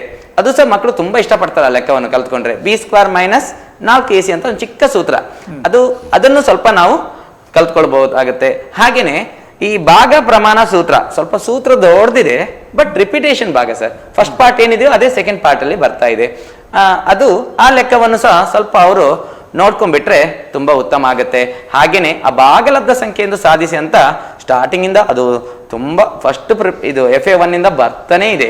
ಸೊ ಈ ಇಷ್ಟು ಲೆಕ್ಕಗಳಲ್ಲಿ 6 ಲೆಕ್ಕವನ್ನು ನಾವೇನಾದ್ರೂ ಫೋಕಸ್ ಮಾಡಿದ್ರೆ, ಅದರೊತ್ತಿಗೆ ಒಂದು ಹೇಳ್ಬೋದು, ಈ ತ್ರಿಕೋನಮಿತಿಯಲ್ಲಿ 3 ಸೈಡ್ ಕೊಟ್ಟು ಯಾವ್ದಾದ್ರು ಟ್ಯಾನ್ ಥೀಟಾ, ಕಾಸ್ ಥೀಟಾ ಕಂಡುಹಿಡಿದೆ ಅಂದ್ರೆ ಇದು ಸಹ ನಮಗೆ 2 ಮಾರ್ಕ್ಸ್ಗೆ ಈಸಿಯಾಗಿ ಸ್ಕೋರ್ ಮಾಡುವಂತ ಚಾನ್ಸಸ್ ಇದೆ ಸರ್. ಹಾಗಾಗಿ ಇದ್ರಲ್ಲಿ ನಾನು 7 ಹೇಳಿದೆ, ಇದ್ರೊಂದು 6 ಮಿನಿಮಮ್ ಅವರು ರೆಡಿ ಮಾಡ್ಕೊಳ್ಬೇಕು. ಅದಾದ್ಮೇಲೆ ಇನ್ನು 3 ಮಾರ್ಕ್ಸ್ಗೆ ಬಂದಾಗ ಅಲ್ಲಿ ಸರಾಸರಿ, ಮಧ್ಯಾಂಕ, ರೂಢಿ ಬೆಲೆ, ಮೀನ್, ಮೀಡಿಯನ್, ಮೋಡ್ 3 ಇದೆ. ಅದಕ್ಕೆ ಇಂಟರ್ನಲ್ ಚಾಯ್ಸ್ ಬೇರೆ ಇದೆ. ಹಾಗಾಗಿ 3 ಕಲಿಯೋ ಅವಶ್ಯಕತೆ ಇಲ್ಲ, ಯಾವ್ದಾದ್ರು 2. ಹೆಚ್ಚಿನ ಮಕ್ಕಳು ಇಷ್ಟಪಡ್ತಾರೆ ಸರಾಸರಿಯನ್ನು. ಓಕೆ, ಸರಾಸರಿ 1 ಕಲ್ತೆವು. ಇನ್ನೊಂದು ಕೊನೆಯದು ತುಂಬಾ ಸರಳವಾಗಿದೆ, ಯಾವುದು ರೂಢಿ ಬೆಲೆ ಅಂತ ಕರಿತೇವೆ ಸರ್, ಮೋಡ್ ಅಂತ. ಅವೆರಡನ್ನೇ ಚೆನ್ನಾಗಿ ಪ್ರಾಕ್ಟೀಸ್ ಮಾಡಿಬಿಟ್ರೆ 100% 3 ಮಾರ್ಕ್. ಅದಾದ್ಮೇಲೆ 3 ಅಂಕದ ಇದೇ ಬರ್ತಾ ಇದೆ, ಯಾವುದು ನಮ್ದು ಪ್ರಮೇಯ. ಅದನ್ನು ಸಹ ಸ್ವಲ್ಪ 2 ಪ್ರಮೇಯ ಇರುವುದು, 2ರಲ್ಲಿ ಬೈ 1 ಗೆಟ್ 1 ತರ, ಅಂದ್ರೆ 1 ತಗೊಂಡ್ರೆ 1 ಅದು ಬರ್ದ್ರೆ ಇದು ಬರ್ದ್ರೆ ಅದು. ಅಕಸ್ಮಾತ್ ಡೌಟ್ ಬಂದ್ರೆ 2 ಬರ್ದಿಟ್ಬಿಟ್ರೆ ಆಯ್ತು. ಸೊ ಹಾಗಾಗಿ ಅಲ್ಲಿ 3 ಅಂಕದ ಪ್ರಮೇಯವನ್ನು ತಗೊಳ್ಬಹುದು. ಹಾಗೇನೆ ಇನ್ನು ನೆಕ್ಸ್ಟ್ 3 ಅಂಕದ ಸ್ವಲ್ಪ ಕಷ್ಟ ಆಗುತ್ತೆ, ಸ್ವಲ್ಪ ಪ್ರಾಕ್ಟೀಸ್ ಮಾಡ್ಬೇಕಾಗತ್ತೆ. ಎಸ್ಪೆಷಲಿ ಈ ವಾಸ್ತವ ಸಂಖ್ಯೆಗಳಲ್ಲಿ ವಾಸ್ತವ ಅಲ್ಲ, ಪಾಲಿನಾಮಿಯಲ್ಸ್ ಅಂತ ಒಂದು ಚಾಪ್ಟರ್ ಇದೆ ಸರ್. ಶೂನ್ಯತೆಗಳನ್ನು ಕಂಡುಹಿಡಿಯಿರಿ. ಈಗಾಗಲೇ ಅವನು 2 ಅಂಕಕ್ಕೆ ಶೂನ್ಯತೆಗಳನ್ನು ಕಂಡುಹಿಡಿದವನು ಪ್ರಾಕ್ಟೀಸ್ ಮಾಡಿರ್ತಾನೆ. ಹಾಗೇನೆ ಶೂನ್ಯತೆಗಳಿಗೂ ಮತ್ತು ಸಹಗುಣಕಕ್ಕೆ ಸಂಬಂಧ, ಇದು ಇಡೀ ಅಭ್ಯಾಸದಲ್ಲಿ ಬರುವಂತ 3 ಅಂಕದ ಒಂದೇ ಪ್ರಶ್ನೆ. ಹಾಗಾಗಿ ಅದೇ ಪ್ರಶ್ನೆಯನ್ನು ಜಾಸ್ತಿಯಾಗಿ ಕೇಳ್ತಾನೆ ಮತ್ತು ಅದಕ್ಕೆ ಇಂಟರ್ನಲ್ ಚಾಯ್ಸ್ ಬೇರೆ ಇದೆ. ಸೊ ಹಾಗಾಗಿ ಒಂದು ಚಾಯ್ಸ್ ಇದೇ ಪ್ರಶ್ನೆ ಆಗಿರುವ ಚಾನ್ಸಸ್ ಇದೆ. ಹಾಗಾಗಿ ಇದಕ್ಕೊಂದು 3 ಮಾರ್ಕ್. ಹಾಗೇನೆ ನೆಕ್ಸ್ಟ್ ಮುಂದೆ ಹೋದ್ರೆ ಇನ್ನು 4 ಬಿಡಿ, ಮತ್ತೆ ಅವನು ಅಷ್ಟು ಫೋಕಸ್ ಮಾಡಿದ್ರು ನಡೆಯುತ್ತೆ. 4 ಅಂಕದಿಂದ ಅಟ್ಲೀಸ್ಟ್ 2, ಒಂದು ಪ್ರಮೇಯ, ಒಂದು ಗ್ರಾಫ್, ಇದಿಷ್ಟನ್ನು ನಾವು ಕಲ್ತ್ಕೊಂಡ್ಬಿಟ್ರೆ ಒಂದು 25ರ ಮೇಲೇನೆ ಬಂದಿರ್ತೇವೆ ನಾವು ಆಲ್ಮೋಸ್ಟ್ ಆಗಿ. ಎಷ್ಟಾಗುತ್ತೆ ಸರ್ ಟೋಟಲ್ ಅಲ್ಲಿ? 6 ಹೇಳಿದ್ರಿ. 6 ಅಂದ್ರೆ 12 ಮಾರ್ಕ್ ಆಗಿರುತ್ತೆ. ಆಮೇಲೆ 3 ಮಾರ್ಕ್ ಇದು 3 9 ಆಗಿರುತ್ತೆ. ಮತ್ತು 4 ಮಾರ್ಕ್ ಇದು 2 8.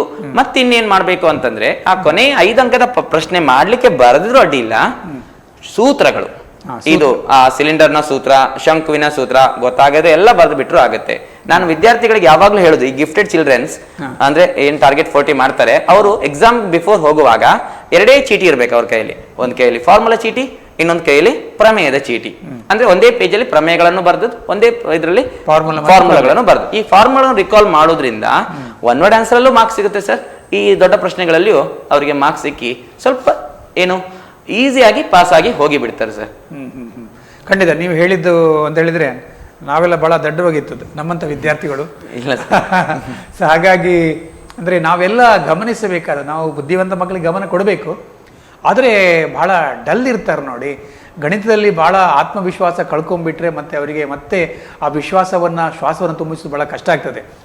ಉಮೇಶ್ ಅವರು ಹೇಳಿದ ಇದೆಲ್ಲರಿಗೂ ಗೊತ್ತಿರುತ್ತೆ, ಬಟ್ ಎಲ್ಲೋ ಒಂದು ಕಡೆ ಮಕ್ಕಳು ತಗೊಳ್ಳೋದಿಲ್ಲ. ಈಗ ನಮ್ಮ ವಿಚಾರವನ್ನು ನಾವೇ ಹೇಳಿದಾಗ ಅವ್ರಿಗೆ ಬೋರ್ ಆಗ್ತದೆ.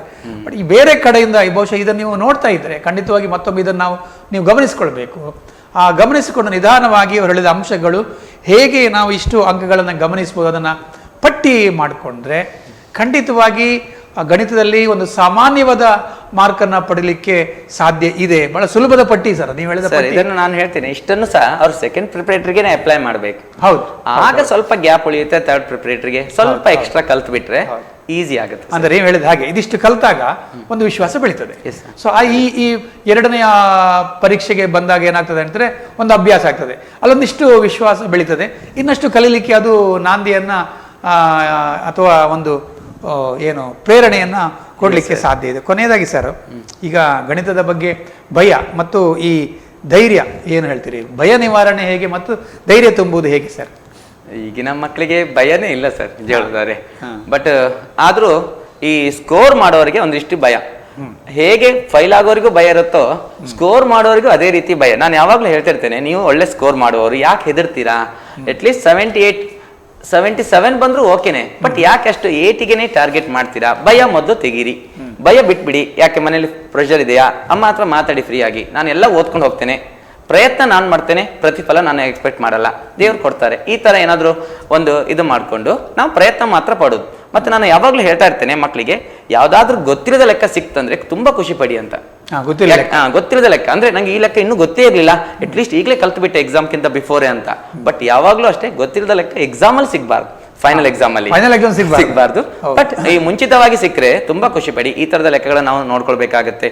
ಸೊ ಹಾಗಾಗಿ ಭಯವನ್ನು ಹೋಗಲಾಡಿಸ್ಬೇಕಾದ್ರೆ ಒಂದು ಸಿಸ್ಟಮ್ಯಾಟಿಕ್ ಆಗಿ ಓದ್ಬೇಕು. ಒಂದು ಮಗು ಯಾವಾಗ ಆತಂಕಕ್ಕೊಳಗಾಗತ್ತಂದ್ರೆ ಸರಿಯಾಗಿ ಓದದಿದ್ರೆ, ಸರಿಯಾಗಿ ಅಭ್ಯಾಸ ಮಾಡದಿದ್ದಾಗ ಆ ಮಗು ಏನಾಗ್ಬಿಡುತ್ತೆ, ಅಯ್ಯೋ ನಾವು ಓದಿಲ್ವೋ ಏನಾಗುತ್ತೆ ಅಂತ.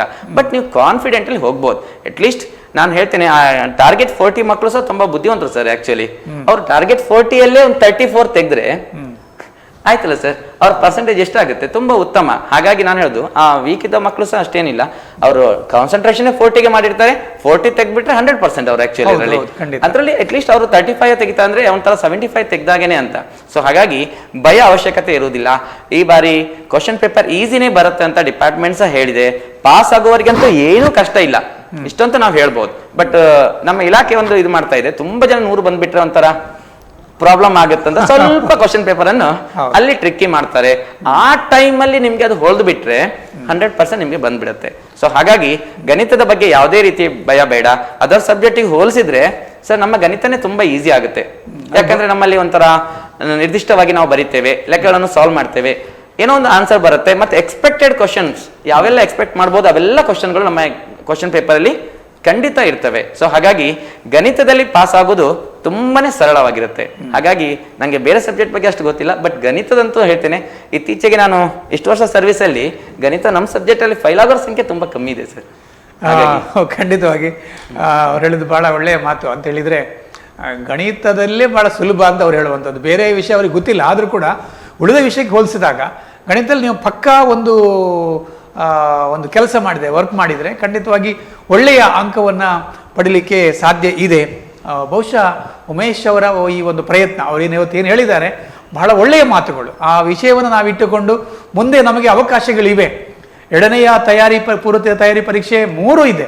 ಈ 3 ಪರೀಕ್ಷೆಯಲ್ಲಿ ಹೊಸ ಹೊಸ ಆಯಾಮಗಳು ಬಂದಾಗ ಕೂಡ ಅದನ್ನು ಹೇಗೆ ಗೊತ್ತುಪಡಿಸಲಿಕ್ಕೆ ನಮಗೆ ಸಾಧ್ಯ ಇದೆ.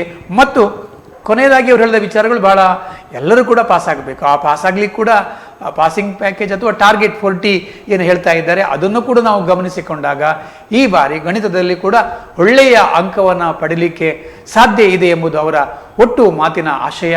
ನಮ್ಮ ಈ ಒಂದು ಕಾರ್ಯಕ್ರಮಕ್ಕೆ ಬಂದು ಗಣಿತದ ಬಗ್ಗೆ ಸಾಕಷ್ಟು ಬೆಳಕನ್ನು ಚೆಲ್ಲಿದ್ದಾರೆ, ಸಾಕಷ್ಟು ವಿಚಾರ ಹೇಳಿದ್ದಾರೆ ಮತ್ತು ಮಕ್ಕಳ ಮನಸ್ಸನ್ನು ತುಂಬ ಹಗುರ ಮಾಡಿದ್ದಾರೆ.